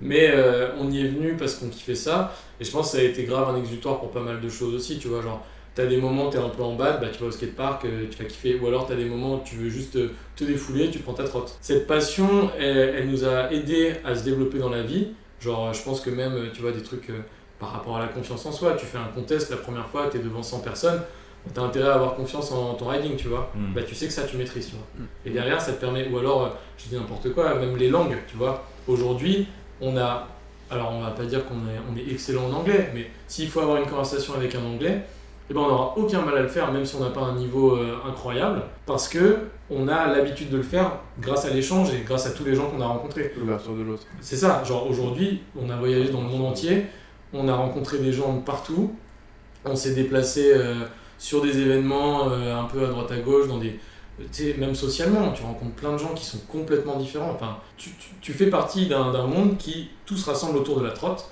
Et en fait, vraiment, c'est pour ça qu'aujourd'hui, je dis, c'est notre vie. C'est parce que, ok, ça a influencé notre carrière. Enfin, nous, on a découvert avec Martin que c'était là-dedans qu'on avait envie de travailler. Donc, on a poussé un peu les études aussi là-dedans en se disant, forcément, je pense que Martin, comme moi j'adore la pub, Martin, il adore la vidéo et le cinéma. Bon, bah, peut-être qu'il y avait un peu aussi une part de nous qui voulait bosser là-dedans, mais on s'est toujours dit, putain, mais si je le fais pour la trotte, ce serait chambé. Ah ouais, c'est ça. Et du coup, en fait, ça a vraiment, c'est un choix de vie à chaque fois, on privilégie toujours la trotte. Et quand ça va, t'as envie de rider, quand ça va pas, t'as envie de rider. Quand t'as envie d'être avec tes potes, c'est les potes de la trotte. Enfin, c'est hyper important pour nous, tu vois. C'est une passion qui nous anime tout le temps, quoi. Et sur ce truc de l'influence de la trotte sur nos vies, le skatepark c'est le meilleur endroit pour apprendre des autres.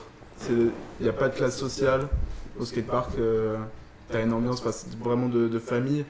Je me rappelle, aujourd'hui ça allait quand même encore beaucoup. À une époque c'était un peu plus détaché quand la trotte est arrivée parce que il y avait des embrouilles entre le skate et la trotte était boudée. Ouais, boudée, c'est ça.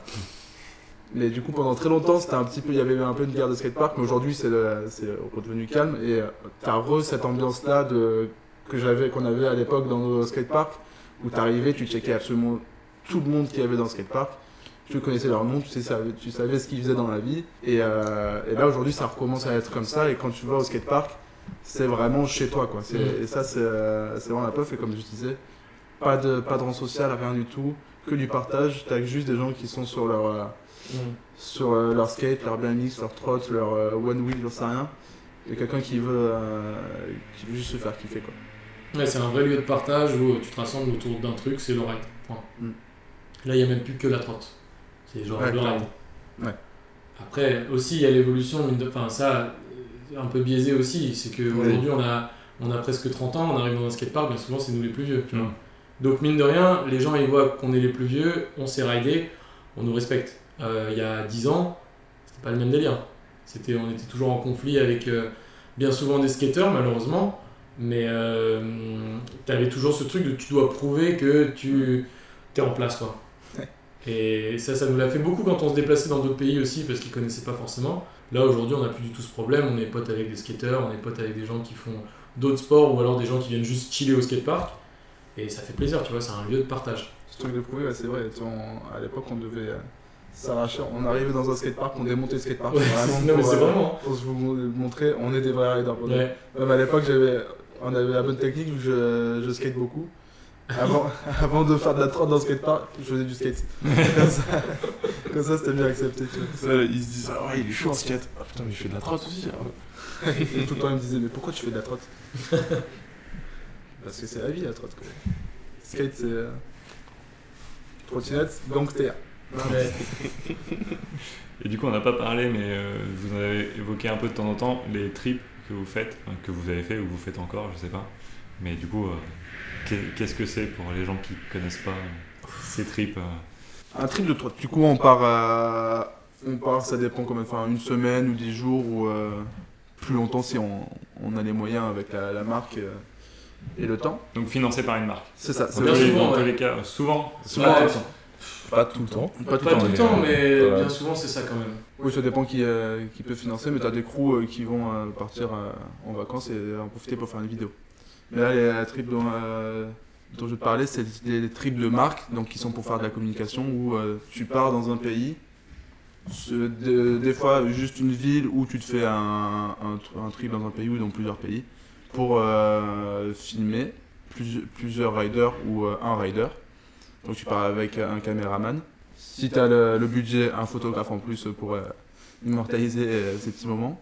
Et après revenir au bout de ce trip avec une vidéo de riding où tu mets en avant Enfin, nous, en tout cas, ce qu'on fait, c'est des trips plutôt où on va dans les rues des villes pour filmer. Donc, tu as ce cas de filmer architecture, essayer de faire ressentir un peu l'ambiance où tu es. Mais le but, c'est de sortir de ce trip-là et d'avoir une vidéo de riding pour la communication après pour la marque. Quoi. Donc c'est genre soit pour mettre en avant un rider ou des pièces. C'est ça. C'est ça, ouais. Tout dépend du trip. En général, c'est bien souvent les deux. C'est-à-dire que la marque va avoir des pièces qui sont sorties, tu vas faire une vidéo, on va dire le trip de l'année où tu vas communiquer, tu vas prendre tous tes pro-riders et tu fais un gros trip. Et du coup, dans la vidéo, tu vas mettre forcément en avant les pièces. Par exemple, je dis n'importe quoi, le gars il va faire une figure, tu prends la prise d'élan, tu fais un plan de coupe, là, tu mets en avant la roue, le plateau, le guidon, tu vois. Et en fait, finalement, tout ça va contribuer à créer l'image de la marque, faire de la team de rider une unité en fait qui va complètement s'identifier à la marque. Et du coup, toute l'audience qui va voir tout ça, elle va pouvoir s'identifier à quelque chose et ce qui va faire que ça plaît. Et tu vois, pour compléter, en vrai, moi pour le coup qui avait cette casquette-là quand j'étais dans la marque dont on parlait tout à l'heure avec Flavio, en fait quand on organisait des trips, on avait plusieurs idées en tête. Soit on faisait, donc, comme on parle depuis tout à l'heure, une vidéo de trip avec un concept en fonction de où on va, dans quel pays, la ville, ou alors d'une idée qu'on aurait eue. Ou alors on allait aussi des fois, et c'est là où moi des fois j'intervenais, tu vois, pour créer du contenu. Tu fais un trip, je dis n'importe quoi, on part une semaine en Allemagne, tu fais un trip en Allemagne, tu as des nouveaux produits qui sont sortis, donc tu as une vidéo autour du concept de l'Allemagne, mais moi j'allais aussi shooter les produits juste en l'état, en mode pack shot, parce que tu essaies de rentabiliser un petit peu ton budget, tu te dis voilà, on aura une vidéo du trip, mais on aura aussi du contenu des riders un peu lifestyle pour eux, leurs réseaux sociaux, et à côté de ça, tu auras aussi shooté les nouveaux produits pour les catalogues produits. Et bien souvent, on arrivait à coupler ça avec une visite d'un magasin un peu influent là-bas où tu vas serrer des pinces et faire des autographes aux kids du coin, ou alors un événement il va y avoir un gros contest, je dis n'importe quoi, la Street Jam de Barcelone dont on parlait tout à l'heure, et tu t'organises pour avoir un trip soit avant soit après avec tes riders pour rentabiliser aussi le trip et faire du riding derrière. Et donc ce qu'on appelle un trip en fait, c'est genre on part dans une ville ou dans un pays pour pratiquer la trotte et en fait ressortir des images de ça. Après, les fins de chaque image, ça dépend des besoins, des besoins commerciaux, mine de rien, parce que c'est grave influencé par ça, vu que c'est pour des marques. Mais la plupart du temps, l'idée d'un trip, c'est de partir à un endroit, faire du contenu et rentrer avec une vidéo et des photos aussi de ce trip. Et alors, tu vois, nous, dans notre évolution, de tous les trips qu'on a fait, Flavio, c'est lui qui a topé le truc, il est parti partout dans le monde, mais nous, on a quand même bien poncé aussi. Et en fait, tu vois, au début, les trips, ils partaient dans un pays pour rider, pour faire un peu découvrir aussi la trotte, mine de rien, dans ces pays-là. Mais il y avait... mine de rien, ce que je vais dire, c'est un peu biaisé, parce que les Brésil et Dubaï, il y avait des concepts de vidéos quand même. Ouais. Mais, tu vois, genre, l'idée, c'était des fois, tu pars, tu vas rider, tu vas détruire l'endroit où t'es, mais il n'y avait pas de concept de vidéo, tu vois. À part, ces deux vidéos dont je viens de dire. Ouais, c'est souvent mettre en avant la performance. Ouais, c'était que la performance et limite le caméraman, en fait, je vais pas dire qu'il avait aucun impact, mais presque. Genre, c'était juste, il fallait qu'il sache bien filmer et bien monter. Après, qui sait, son style. Bon, aujourd'hui, avec le temps, et puis même avec la direction artistique des différentes marques, tu essaies de faire des trucs à concept. Tu vas t'inspirer soit de l'endroit où tu es. Là, je parle d'un truc, on a fait un projet, on était parti en Grèce il y a 2 ans. Tu vois, la Grèce c'est marqué d'histoire par rapport à tout ce qui est divinité grecque, machin. Et du coup, nous on s'est vraiment intéressé à la ville d'Athènes et on a fait un projet autour de ça. Et du coup, on en ressort avec des images de communication pour notre marque, des images avec des produits, pour les riders aussi, mais tout ça quand même cohérent avec un petit storytelling. On avait fait un trip aussi en Allemagne, juste après le Covid, et c'est un peu le premier trip qu'on a fait où on était tous les 4 dans notre boîte, tu vois. On peut savoir, du coup, dans notre boîte, on est 4. Il y en a un du coup qui s'appelle Charles, et dédicace à lui. Dédicace à Charles. Et en fait, tu vois, Charles et Flavio étaient 2 riders du team de Blunt, et nous on faisait les images. Et en fait, sur ce trip-là, l'idée c'était de shooter du contenu sur place. Il y avait pas mal de nouveaux produits, je crois, à l'époque. Il y avait les decks, il me semble. Et du coup, on les avait intégrés de ouf à la vidéo. Et en fait, sur cette vidéo, on s'était dit, ok, là, on va essayer de pousser un peu plus le délire visuel, parce que jusqu'à maintenant, ça se faisait moyen. Et derrière, on s'est dit, là, il y a un concept un peu sympa. C'est pour ça que le trip d'après, on a eu la Grèce. Puis après, on a fait d'autres trips où, genre, bah, en fait, tu pars, tu te dis, là, notamment celui qu'on a fait à Malaga, c'était quoi? C'était en janvier 2022, je crois. Ouais, c'est ça. Et tu vois, là, il y avait un vrai délire, genre, l'histoire, c'était de raconter la cohésion d'un groupe. Et bah, du coup, là, on faisait que les images, tous les 4, et t'avais un team de riders. Et comment tu fais pour aller dans un endroit? On allait à Malaga, honnêtement, parce qu'il y a des spots et qu'il faisait beau, mais c'était pas pour Malaga.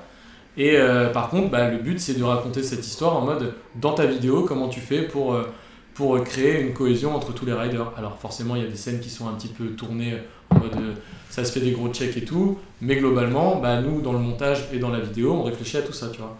Et en fait, bah, les trips, avant, ils étaient initiés juste par des besoins commerciaux parce qu'il fallait aller soit sur une zone parce qu'il y a un potentiel commercial ou parce que tu as un événement qui tient là-bas et du coup, tu vas rentabiliser ton trip parce que les riders, il faut les envoyer parce qu'il faut qu'ils se montrent.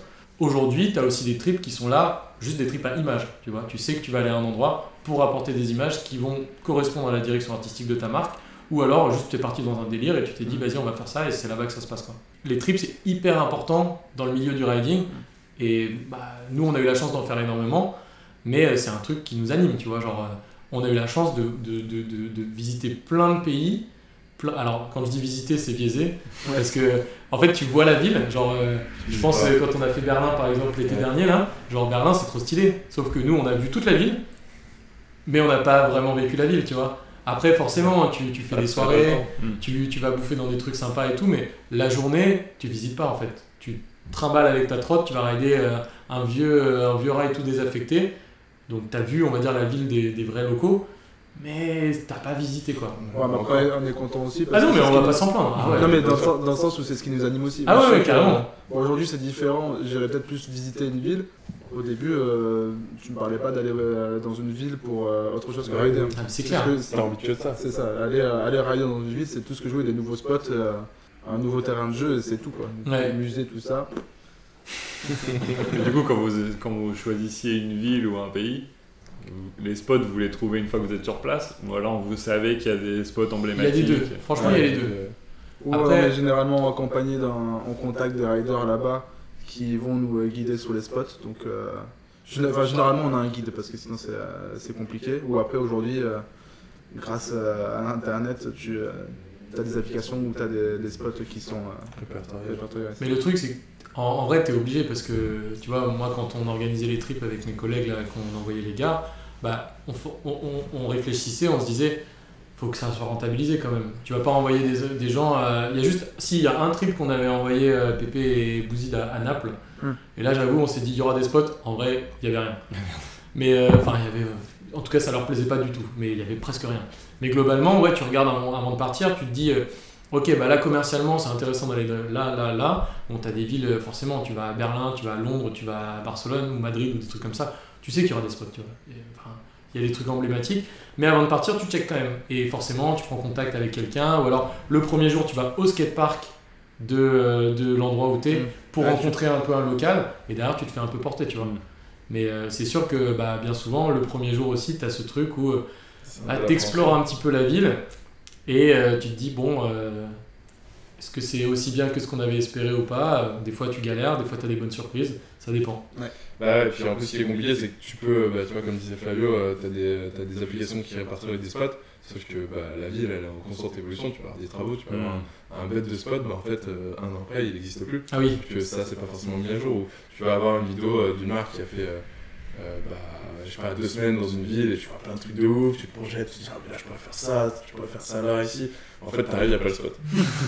il existe plus. Ou il y a, je sais pas, il n'y a pas d'élan, ou il n'y a pas de replaque, ou tu arrives sur le truc, il commence à pleuvoir. Et c'est beaucoup d'imprévus. Et des fois en vrai ça me met bien en stress. Et des fois c'est la pression quoi. Enfin c'est souvent la pression. Parce que t'as la pression de la blessure, t'as la pression du coup on va dire temporelle quoi, avec le temps, et t'as la pression du lieu qui évolue constamment. En fait tu vois, genre, je pense que pour compléter ce que dit Martin, aujourd'hui nous grâce à la trotte et grâce je pense vraiment presque essentiellement au trip, on est hyper flex, tu vois, genre on s'adapte tout le temps. Parce qu'en fait on a l'habitude, genre on va en trip, t'arrives sur un spot, peut-être il va pleuvoir, peut-être il va y avoir la sécurité, peut-être il va se blesser. Peut-être moi je vais pas appuyer sur le bouton au bon moment. Peut-être Martin il va couper les pieds du rider. En fait, t'as tellement de pression et en même temps tellement d'imprévus que bah, tu fais avec quoi. Tu fais avec et aujourd'hui, bah, et même tu vas dans des pays, genre des fois, on parle pas du tout la langue, ça parle à peine en anglais, tu dois te débrouiller en fait, t'es dans ce pays. Ou alors, la classique de t'arrives devant la chambre d'hôtel, ah bah vous l'avez réservé mais la semaine dernière. Tu fais comment? Enfin tu vois, il nous est arrivé tellement de galères en trip qu'aujourd'hui, genre, on a une capacité d'adaptation qui est quand même pas mal, je pense. Non, ça va bondir. Pour revenir à ce truc-là de la sécu, etc., ça t'apprend à prendre les images et vite, quoi. Ah ouais, Débrouiller c'est dans le ça. truc où là tu vas te placer, tu vois la sécu qui arrive, tu vas te placer d'un coup, petite pression, bam, le rider il y va, toi t'as pris ton cadre, tu l'as choisi en une demi-seconde, bam, c'est parti. Et là tu dois pas rater ton shot et puis ça part, quoi. Là, on parle de sécurité, mais des fois, c'est la police. Ouais, aussi, ouais. Ou des fois c'est des mamies espagnoles. Oh là là. Aquí no se puede. Aquí no. Aquí no. Et ou puis, des machines russes aussi. même tu vois, le facteur de la météo aussi, mine de rien, ça nous est arrivé plusieurs fois. Je pense à un trip à Bruxelles qu'on avait fait tous ensemble là. Ouais. Genre, tu te dis, Bruxelles, stylé, au mois d'août, y a pas de problème. Et ben, on a plus bu de Duvel Ah que ridé. Ah, on a raidé la duvel. Trop plus. Mais laisse Ouais. tomber, sur une Ouais, semaine de il trip, a je pense plus que tous par les jour, jours. on avait 30 minutes de riding. Genre, Ouais. ça séchait, ça repleuvait. Et du coup, bah, t'es là, tu pars 2 semaines quand même. On faisait une semaine à Bruxelles, une semaine à Rotterdam.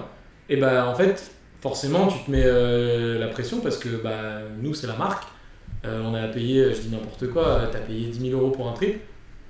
Il faut les rentabiliser en fait. T'as pas d'image pour une semaine. Alors après, oui, niveau cohésion de groupe, sur ce trip-là, je peux te dire qu'on s'est régalé. Franchement, c'était chiant, mais ce trip, il était trop cool. Ouais, c'était Mais c'est vrai que niveau riding à Bruxelles, bah, en vrai, on a presque rien. Parce que facteur météo, imbuvable. Ouais, c'était pas cool. Ou alors même à Madrid, hein, le premier trip qu'on avait fait ensemble, où Flavio avait son fameux appareil Samsung blanc. Et bah ce trip-là, fameux. pas très malin, hein, pour le coup, on était parti au mois d'août aussi à Madrid pour rider. Il fait 40 degrés toute la journée. Donc du coup, avant 17h, impossible de rider. Ah, dans mon fou. Donc t'es là, franchement, c'était l'enfer ce trip-là, genre vraiment. T'étais obligé de rider de 17 à 21h, donc t'as moins de temps que si tu commençais. Après, on commence jamais à 10h, hein, je vais pas te mentir. Le Mais matin, t'as il y a moins de personne temps. quoi. Bah, c'est compliqué parce que forcément en trip, on a la vie de rider. Hein. Tu te doutes bien que le soir, on n'est pas à boire une tisane. Mais non, en vrai, c'est hyper formateur et encore une fois, on a eu trop de chance de visiter le monde. Enfin, c'est un truc que plein de gens autour de nous n'ont pas pu Ouais. faire. Et nous, on l'a fait et ça nous a ouvert des portes sur la culture, sur des lieux qu'on n'aurait pas forcément visités ou alors même, encore une fois, la langue. Tu vois, mine de rien, on n'a pas peur aujourd'hui d'aller. Tu nous dis, je sais pas, aller demain dans un pays, tu vas en Slovaquie, tu pars demain, ok, vas-y, let's go. Ouais, tu t'adaptes en 2 Ouais, secondes, c'est quoi. C'est clair que l'ouverture que ça t'apporte au monde, c'est une dinguerie. Moi, la première fois que quand je suis entré chez la marque, j'avais 17 ans. J'étais jamais sorti de Nîmes ou quoi, donc j'ai vraiment découvert le voyage avec la trotte. Et je suis parti très loin, très vite. Je crois que mon premier trip, c'était aux États-Unis pour une semaine. Et juste après, mon second trip, c'était pour aller au Brésil. Moi qui avais vu juste Nîmes, bon, les États-Unis j'ai kiffé, mais arrivé au Brésil à 17 ans, alors que je connaissais rien du monde, waouh! Ouais. Waouh, la claque, et ça pour le coup, d'avoir voyagé avec la trotte, c'est une dinguerie sur l'ouverture que ça m'a apporté. D'ailleurs, j'ai un petit flex, j'ai jamais payé un avion de toute ma vie. Ça, c'est mon petit Ah ouais, flex. jamais? Zéro. Mais non. Ouais, Et pourtant, lui, l'empreinte carbone, elle est terrible. Hein. ouais, c'est relou. C'est relou. Ah ouais, En plus, surtout le voyage dans les skateparks, je suis mort, incroyable. comme je disais tout à l'heure, où il y a zéro rang social, et quand tu vas dans les skateparks dans d'autres pays aussi, c'est la folie, quoi. Ouais. Et du coup, si aujourd'hui, il y a... Alors, vous avez peut-être pas la même tous, mais avec toutes les villes et les pays que vous avez fait, c'est quoi la ville qui a réuni le plus de spots trop cool? Bah, tout Alors, tout ouais, ça, d'accord, je pense, automatiquement Barcelone. Ouais. C'est le plus connu pour les spots street, et c'est pas pour rien, quoi. Ouais, en Europe, c'est the place to be, quoi. Toute la ville, il y a plein de spots, enfin il y a plein de trucs artistiques dans la ville qui se prêtent très très bien à être ridés. Même le mobilier urbain de Barcelone, c'est un skatepark, le truc. Donc, Ouais, c'est vraiment une référence dans le riding pour tous les sports. limite, Barcelone, tu pourrais te déplacer en ridant en ridant de spot en spot. Tu vas au travail, tu croises, je sais pas, tu fais 100 mètres, tu peux avoir 5 spots sur ces 100 mètres là. Et juste les bons vieux trottoirs de l'enfer là, avec les mini pavés de l'enfer. Les là. pavés super nuls. Mais en fait, en plus, ce qui est bien, c'est qu'à Barça, en vrai, il fait jamais moche quoi. Ouais. Donc, C'est vraiment la ville du streeter quoi. Ouais. Il y a Et plein de skateboards en plus maintenant. Tout rider confondu. Ah ouais. après, il y a ça, plein c'est en d'autres. Europe, tu vois, mais. Oui, oui. Après, il y a plein d'autres endroits qui sont. Ah ouais, il y a plein d'autres villes sympas. chambées. Mais c'est vrai que Barcelone, ouais, je pense que tu poses la question à n'importe qui en trotte, il te dira Barcelone. S'il a la chance d'aller le faire. Ouais, après Barcelone, tu vois, c'est un truc tout bête, encore une fois. Moi aujourd'hui, j'ai du mal à concevoir que quelqu'un dans mon entourage ne soit jamais allé à Barcelone parce que nous, c'est vraiment. C'est limite, c'est. C'est un basique. Carrément. C'est la classico quoi. Barcelone, tu pars en trip, bon bah c'est ok, limite, ok, on va encore à Barça. Mais c'est comme si t'allais comme si on allait à la campagne. Ouais, de ouf. Dans la maison de campagne, c'est Ouais. Barcelone. Je veux revenir sur la balle perdue tout à l'heure, sur quand tu parlais de. Les vidéos avaient moins de délire préparé. Et c'est vrai que je suis d'accord avec toi qu'il n'y avait pas ce truc-là aujourd'hui où tu mets une vraie identité à la vidéo. Mais c'était plus un délire d'enfant qu'on avait en gros où c'était plus de l'amusement. Ouais. Ah oui, non mais de ouf. Non mais c'était pas du tout une balle perdue. Je au sais, contraire, non, attends, mais tu sais très bien. je sais très bien, mais C'est vrai qu'à l'époque, en fait, tu te disais, on va faire une intro marrante, tu vois. Et la vidéo de Dubaï, franchement, l'intro, c'est une dinguerie, c'est trop drôle. On est clip de rap. Ils sont dans le désert au début, après c'est clip de rap, c'est une dinguerie vraiment. Mais c'était plus sur l'amusement, mais t'avais déjà ce truc de base de faire un truc un peu différent. En plus, le gars qui en filmait, il faisait de belles images. Il avait ce truc-là de filmer aussi autre chose que juste la trottinette. Mais c'est clair qu'après, c'est un autre délire aujourd'hui.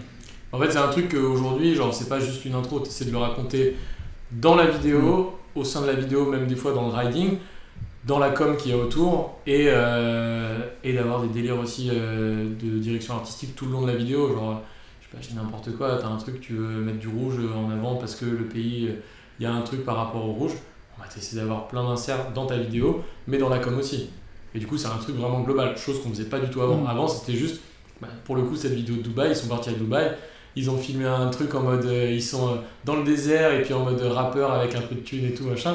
C'est trop drôle, franchement. Mais c'est juste l'intro, après, on le retrouve pas du tout dans la vidéo. Ouais, c'est ça, ouais. Après, c'est full riding. Il va avoir 5 Bon, après, c'était quoi? C'était en 2015? Même avant, 2014, 2015. J'avais des grills. Papier d'aluminium sur les Non, dents. mais franchement, faut mettre le lien de cette vidéo que les gens, si ça les intéresse, Il faudrait que vous me donniez tous les liens. Ah ouais, avec plaisir. J'aime beaucoup regarder cette vidéo. Moi, depuis tout à l'heure, on fait du teasing sur le nom du crew de Flavio. Ah oui, C'était quoi? Si on n'en revenait pas, j'allais le glisser comme ça. Montpellier Scooter Team, ce qui fait la MST. Stylé, jeune inconscient. Vraiment. Ah, vous aviez pas capté au début J'en ai aucune idée de si on avait capté ou pas, mais à aucun moment on s'est dit que c'était un problème. Enfin, oui. Dans le sens, c'est pas. Tu fais pas. Ta team, c'est pas la MST quoi. Il y avait un logo à cette chose-là. Non, t'as ouf. T'as pas envie d'en faire partie de la MST en tout cas. Franchement. Je sais pas ce qui nous est passé par la tête. Je pense que juste on était cons et dans le sens où on a juste dit Montpellier Scooter Team, bang bang. T'es juste content de trouver d'autres riders. Parce que j'étais à Nîmes, la première fois que je suis à Montpellier, j'étais comme un fou. D'ailleurs, mon premier voyage pour moi, c'était de faire Nîmes-Montpellier, qui a une demi-heure de voiture. Je me rappelle la sensation que j'avais d'aller dans un autre skatepark. Et c'était ouf, hein. J'avais le cœur qui battait et tout. J'étais pas jeune, mais le premier déplacement dans un autre skatepark, j'étais comme un dingue. Et du coup, après, je commençais à y retourner. Montpellier Scooter Team, MST, ouais. On avait dit les vôtres? Moi j'en ai eu plusieurs, c'est pas franchement mieux. Hein. Moi j'ai le tout premier c'était Micro Ultime parce qu'on avait des micros. Ok. Voilà. Après le deuxième c'était The Muffin Crew parce que la trotte qu'on avait tous c'était le muffin.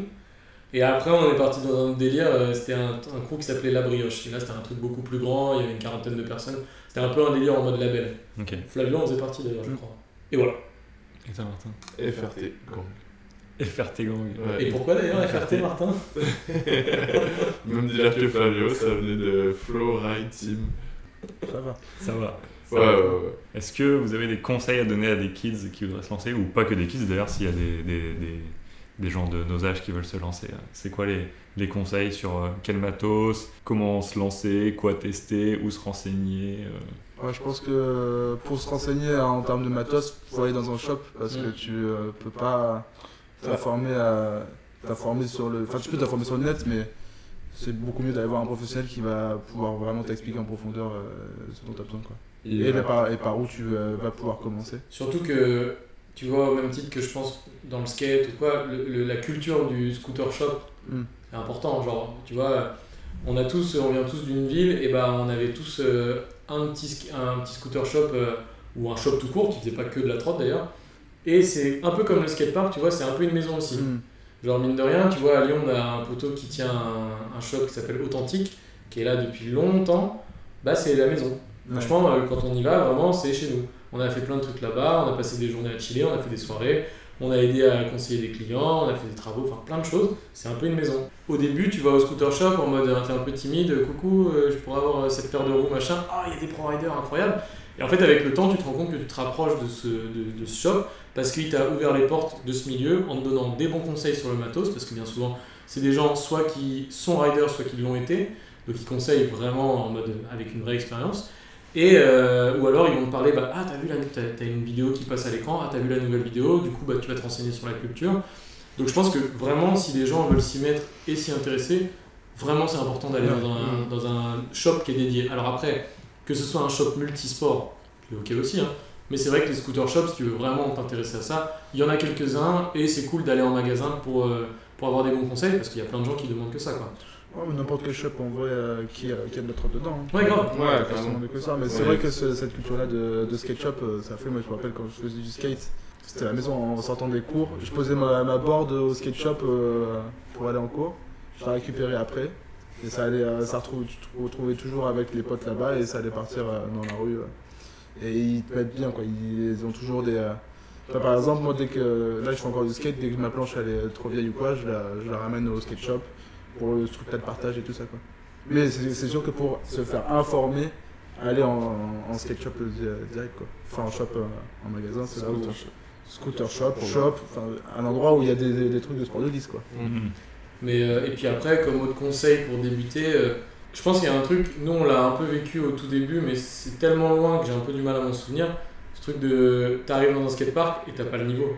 Et du coup, t'as un peu peur et en fait, on s'en fout du niveau. On a bien commencé à un moment. Genre, au contraire, va voir les grands, demande des conseils, va voir les gens. Enfin, même si je te parle de ça, si t'es un minot, mais même si t'as 30 ans et que demain t'as envie de t'y mettre, pas de problème. Va voir les gens qui savent en faire, tu leur poses des questions. T'essaies surtout d'observer. Poser des questions aussi sur les règles d'un skatepark. Ouais, c'est ça que je voulais dire par observer. Il y a pas mal de règles à respecter et c'est vrai que les plus petits en ont pas forcément conscience. Je pense bien souvent. On trouve souvent ce problème qui fait un peu chier toutes les disciplines.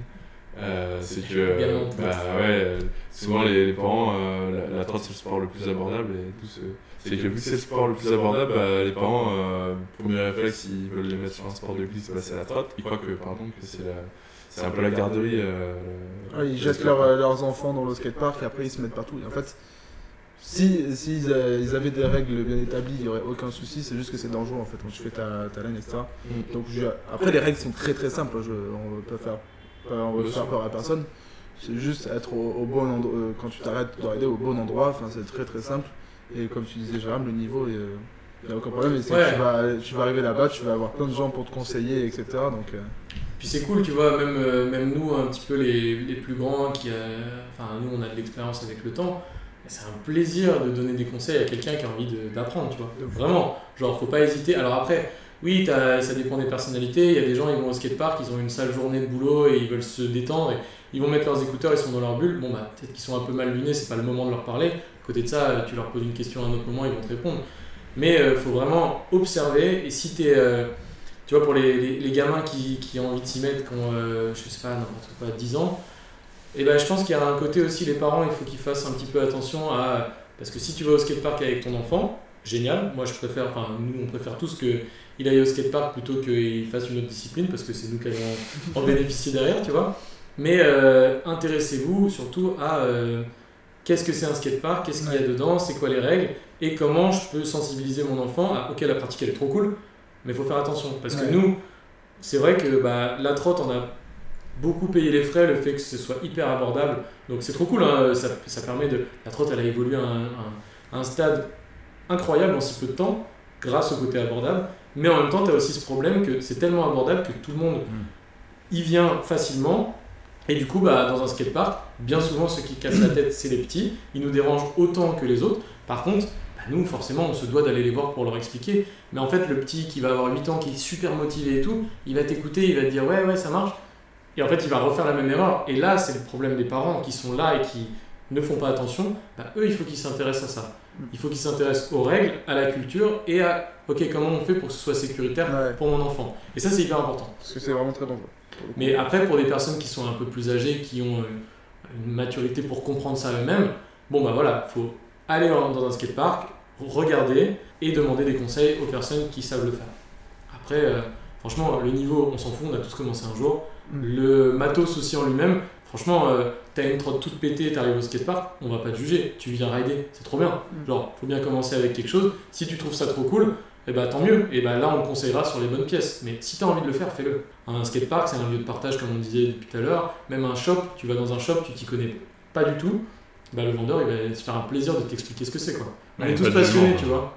Donc, non, pas de jugement. Au contraire, en fait, aujourd'hui, on a la chance, parce que c'est quand même tout l'intérêt de ton podcast, c'est de parler des gens qui ont des passions. Nous, on a la chance d'avoir cette passion, tu vois. Il y a plein de gens qui n'ont pas une passion. Nous, on en a une. Et c'est la trotte, et c'est trop cool de se dire que ça se trouve, avec ce qu'on va transmettre, quelqu'un aura la même chose. Et je pense que c'est hyper important, il ne faut pas s'arrêter à qu'est-ce qu'on va penser de moi, ou est-ce que je suis assez bien ou pas bien, ou est-ce que c'est fait pour moi. Ça se trouve, tu vas faire de la trotte pendant 1 an, 2 ans, tu vas arrêter, tu vas faire autre chose, mais ça aura marqué ta vie d'une manière ou d'une autre, tu vois. Et ça, c'est hyper important. Faut pas se mettre de barrière, faut y aller et tu verras ce que ça donne, quoi. Et protection Aucune protection directe. Le apprentissage. Non, forcément, les enfants, oui, on a envie de te dire, le minimum c'est de porter un casque dans un skatepark. Après, nous on est des mauvais exemples parce qu'on porte des casques quand on est obligé. Après, c'est le problème des parents. S'ils ont envie de faire attention à leur enfant, ils leur mettent un casque, ils leur mettent des protections. Alors il y a des protections qui sont plus pénibles à porter pour la pratique, protège-poignet pour aider. Franchement, c'est compliqué. Par contre, des genouillères, des coudières, pourquoi pas, tu vois. Après, avec le temps, c'est vrai que t'as tendance à les enlever, mais le casque. Du coup, déjà, ne serait-ce que pour commencer à prendre l'assurance. Bien sûr. Non, mais c'est sûr que t'es beaucoup plus. Enfin, tu vois, il y a des gens qui font du skatepark encore aujourd'hui, ils portent des genouillères sous leurs pantalons, mais ils portent des genouillères, par exemple. Non, mais le casque, c'est le minimum. Ah oui, non, complètement. Complètement. Parce que t'as trop de gamins qui viennent au skatepark qui ont, je sais pas, même 6-7 ans, tu vois, t'as les parents qui sont à côté, qui regardent, hein. Les gars, ils ont pas du tout de casque, ils font n'importe quoi dans le skatepark, et à un moment, t'as un impact. Genre, vaut mieux de prendre un mec... mettre de feu. Ouais, non mais typiquement. Mais imagine le gamin, il se prend un BMX dans la tête, il se prend le PEX dans la tête. Parce que ça peut finir en drame. Tu vois, t'as des minots dans un bol, tu les vois même pas, ils vont juste dans le bol pour être au milieu, toi, quand tu es dedans. Il suffit qu'ils soient juste derrière une montée ou une descente que toi tu l'as pas vu, tu vas vite dans un bol, quoi. Même dans un skatepark, tu vas vite. Et puis là, c'est toi et le béton, quoi. Donc, ah ouais. C'est ça. C'est pas un truc tout mou, quoi. Non, c'est clair. T'as pas forcément envie de prendre un BMX à 25 km/h. Un BMX trop loin. Une trotte pareil. La protection, après, c'est là où tu te sens à l'aise d'en avoir, quoi. Après, le classique, c'est genouillère, parce que je sais que genouillère, ça te sort bien de cette situation, t'as juste à te jeter sur les genoux. Et après, le casque, c'est le minimum. Ouais. Mais après, avec le temps, une fois que tu as envie d'en garder un ou pas, c'est toi, ça t'appartient. Mais c'est vrai que quand tu commences, c'est le minimum. Parce que c'est dangereux quand même, faut pas l'oublier. C'est le kiff, mais tu peux te faire très mal. Ouais. Et est-ce que vous avez des contes, du contenu, des films, des séries, des livres à conseiller autour de l'univers de la trotte pour que les gens aillent voir qu'est-ce que vous conseillerez en termes de culture autour de la trotte hors la pratique? Tu me poses une colle là. Film, il y en a pas malheureusement. Il y a des films de skate, il y a des films de BMX. Je suis pas sûr. En fait, comme on disait tout à l'heure, tu vois, la trotte c'est tellement nouveau que la maigre culture qu'on a aujourd'hui, c'est par les vidéos qui sont vraiment axées sur le riding, tu vois. Il y a quelques trucs aussi, des trucs de photos, des bouquins de photos, des trucs comme ça, tu vois, mais c'est infime. Donc aujourd'hui, te conseiller des choses. Ça bah, sera des vidéos de riding. Ouais, voilà, c'est Ouais, ça. c'est ça, ouais. Ça sera des vidéos, on va dire, assez. Pas forcément similaires, mais plutôt sur le type de contenu que c'est. Là, majoritairement des vidéos YouTube finalement. Genre, t'as du film, bah ouais, y a jamais eu un film de trotte produit à Hollywood. Non, bah non. Ouais, mais Peut-être que ça arrivera un pas jour, de mais- films sur YouTube où t'as la culture du sport, quoi. Enfin, t'as rien des. C'est ça. T'as quelques documentaires entre guillemets, t'as des Oui. trucs qui expliquent un peu certains dessous du milieu, mais franchement c'est tellement restreint qu'aujourd'hui te conseiller des trucs, je pense que on n'a pas grand chose, faut taper. En fait le mieux c'est de taper scooter freestyle sur internet et tu vois un peu ce qui tombe. Alors après il y a à boire et à manger forcément. Ouais. Il y a quand même des médias référents. Ouais, bien Après, sûr. on parlait du gars qui a créé son média par rapport au Street Jam, pour les brands. Donc lui, c'est un mec qui vraiment fait en sorte de pouvoir aider à la création de contenu sur plein de choses et qui aide aussi pour des événements, qui crée des événements, qui fait plein de choses. Et du coup, il partage énormément de vidéos sur son compte. Il y a un collectif qui s'appelle Trendkill aussi qui partage énormément de vidéos. En fait, c'est pas forcément des vidéos professionnelles, c'est des vidéos À concept pas ouais, mal. voilà, ou qui on va dire ont un certain petit niveau. Il n'y a pas non plus publier n'importe quoi. Ils vont pas être ouverts non plus à tout, mais ils vont publier énormément de choses de plein d'origines différentes. Et ça aide quand même beaucoup à la culture, ça aide à des petits riders à prendre un peu confiance en soi, à être sur des médias un peu connus. Et ouais, c'est cool. Et après, les réseaux, hein, Insta. Bah ouais, c'est ça en fait. Le truc, c'est qu'il y a beaucoup de réseaux sociaux qui rentrent là-dedans. Après, c'est vrai qu'il y a quelques médias qui te permettent d'avoir un peu de culture. On a un pote qui a lancé une chaîne YouTube qui s'appelle Nouvelle Culture aussi, qui lui fait pas mal de. Tu vois, il suit les actus de la trotte, il va des fois analyser certaines vidéos aussi. C'est intéressant, hein, franchement, ça c'est des choses qu'il faut suivre. Mais en fait, aujourd'hui dans la trotte, ça se limite un peu à ce genre de contenus qui sont franchement trop cool. Mais il n'y a pas encore de truc où on va creuser vraiment. Je pense que ça va y venir honnêtement. En fait, aujourd'hui, on est dans une phase de la trotte où le niveau, franchement, bon, il augmente continuellement, mais on a déjà un niveau qui est bien, tu vois. Maintenant, il faut développer ce côté culture. Parce que mine de rien, les premiers pratiquants, on va dire que nous, on en fait partie plus ou moins. On en a encore des générations un peu plus vieilles, mais on va dire les plus vieux riders, ils n'ont pas encore la quarantaine, tu vois. Bah, comment tu fais pour garder ces gens-là dans la trotte aujourd'hui? Parce que forcément, ils ont soit une vie de famille, soit ils se sont blessés, ils ne rident plus du tout. Enfin, comment tu les tiens quand même un peu en haleine avec la trotte? Bah, c'est en faisant de la culture, tu vois. Donc aujourd'hui, il y a des marques de sable qui se montent, tu as des petits médias qui sont en train de se faire. Nous, on essaye aussi de faire des choses, par exemple, je dis n'importe quoi, des expos photos, des choses qui sont un peu plus liées à la culture, mais ça vient petit à petit. Et aujourd'hui, il n'y a pas encore assez de contenu pour te conseiller quelque chose en particulier, mais si tu t'intéresses à ça, déjà suivre les médias qu'on a cités, c'est déjà pas mal. Ouais, dissidence. Après, je pense qu'il y a des vidéos à forcément voir. Tu vois. Ah oui, comme bien on sûr. disait pas tout à l'heure, DC Scootering, Carrément. ça c'est sûr. Ah, les vidéos coalition, les vidéos. Aller voir les vidéos des grosses marques, on va dire que les grosses marques représentant du milieu, cette éthique, Blunt, le scooter de Flavio, Moi je conseillerais bien les vidéos qu'on a fait ensemble à aller voir. Urban Art. Celle de vous deux Ouais, je parlais ça de Ouais, mon- Ah ouais. Non, celle pour mon deck, Ouais. la SV5, Ouais, où il y a un délire derrière où c'est pour mon pro modèle. Le plateau. Pour mon plateau, pas, pour mon plateau pro modèle. Et dessus, il y a des planètes qui représentent mes proches. Et du coup, il y a 5 planètes. Et on a fait 5 parties différentes sur une vidéo de 9 minutes. Et du coup, c'est là où tu as cet aspect, t'as pas vu cet aspect réfléchi où on avait une ligne directrice derrière, quoi. Et j'aime bien ce projet. Ouais, non, il est bien, franchement, il est vraiment bien. Il y a le padré de Martin Ah oui, qui il y a chante le- dessus. C'est la Il y a une autre partie où il fait de la trompette. Enfin, tous les trucs ont été faits par des potes. musicales. Toutes les musiques ont été faites par des gens autour de nous. Les dessins ont été faits par une pote tatoueuse à nous aussi parce qu'elle a illustré les proches pour chaque partie par des dessins. Donc voilà. Content de ce projet. Un petit projet à tous les deux. C'est bon ça. Est-ce que vous pensez qu'on a tout dit sur la trotte? Tout dit, non. Non. Non. Alors on est. Là, franchement, il faut faire une série là. hein. Euh, Non, non, mais on a fait le tour du sujet, je pense. Mais après, Ouais.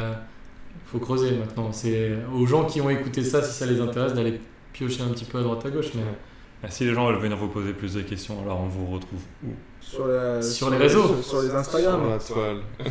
Sur les Déjà, Instagram. nous on a notre collectif qui s'appelle Goreprod, où justement, comme on en parlait tout à l'heure, on fait des trucs qui viennent du ride et qui sont quand même pas mal liés au ride, mais on a aussi d'autres choses qui sont de la production de contenu. Alors là aujourd'hui c'est un côté un peu commercial, mais en même temps à côté de ça on essaie de développer des trucs un peu plus culturels. Donc ça c'est notre boulot à tous les quatre. Après on a chacun aussi notre boulot en perso sur nos réseaux respectifs, où par exemple moi sur mon compte je vais plus faire de la photo et du graphisme. Martin ça va plus être de la vidéo, des petits moments de vie chopés. Et Flavio ça va plus être de la photo ou alors du riding de lui-même d'ailleurs, En effet. quand il publie. J'en ai vu récemment quand même. Oui non ça ride, franchement ça ride. Ça ride, mais j'avoue que je suis moins concentré qu'avant sur les Instagram. Je préfère aller rider pour moi. Surtout, il faut que j'embête Jérémy pour qu'il me filme. Toi ça m'embête jamais. C'est vrai. Il paye sa bière après ça va. T'es un pote. Ça va. Ouais, après, vous, ça ride sur Lyon, Ouais. beaucoup. Est-ce que si les gens veulent vous retrouver à un endroit, il y a des spots sur lesquels il y a de grandes chances de vous trouver? À Lyon? À Lyon. Ah bah, à Perrache, hein. Skatepark de Perrache, ouais, hein. C'est l'afterwork par excellence. Ouais, il marche bien. Pour décompresser de la petite après-midi de montage. Et surtout pas Croix-Rousse. Ah, Ouais, t'as pas testé le nouveau moi j'ai envie d'y aller skatepark? au nouveau Croix-Rousse, ouais. Il y a un rail maintenant. Mais ouais, si les gens ils veulent nous retrouver à Lyon pour rider, on sera à un moment à Perrache, c'est sûr. Ouais, oui, à un C'est moment. sûr. Faut y aller tous les jours de la semaine par contre pour Ouais. essayer de nous choper parce que pas tous les jours. Quand même. Eh bah écoutez, trop cool. Merci beaucoup pour tout le partage. C'était trop bien. Bah merci à toi, Ouais, Loris. ouais, trop cool. Merci beaucoup. Et puis, bonne suite dans le riding, j'espère, jusqu'à vos 60 balais. Oh, j'ai pas de J'espère que les record, hein. articulations tiendront, mais je pense pas jusqu'à 60 ans. Ouais, je prends le défi. Tu prends le défi? Ouais, c'est bon. On fera le débrief du coup dans 30 balais, c'est ça? Ouais, un peu c'est ça. ça. Yes. Il va falloir être un peu patient. C'est ça. Bon, trop cool. Et ben merci beaucoup. Et j'espère que vous avez kiffé écouter ça. Et au plaisir. Ciao. Ciao, merci. Salut. Ciao les loulous. Ciao.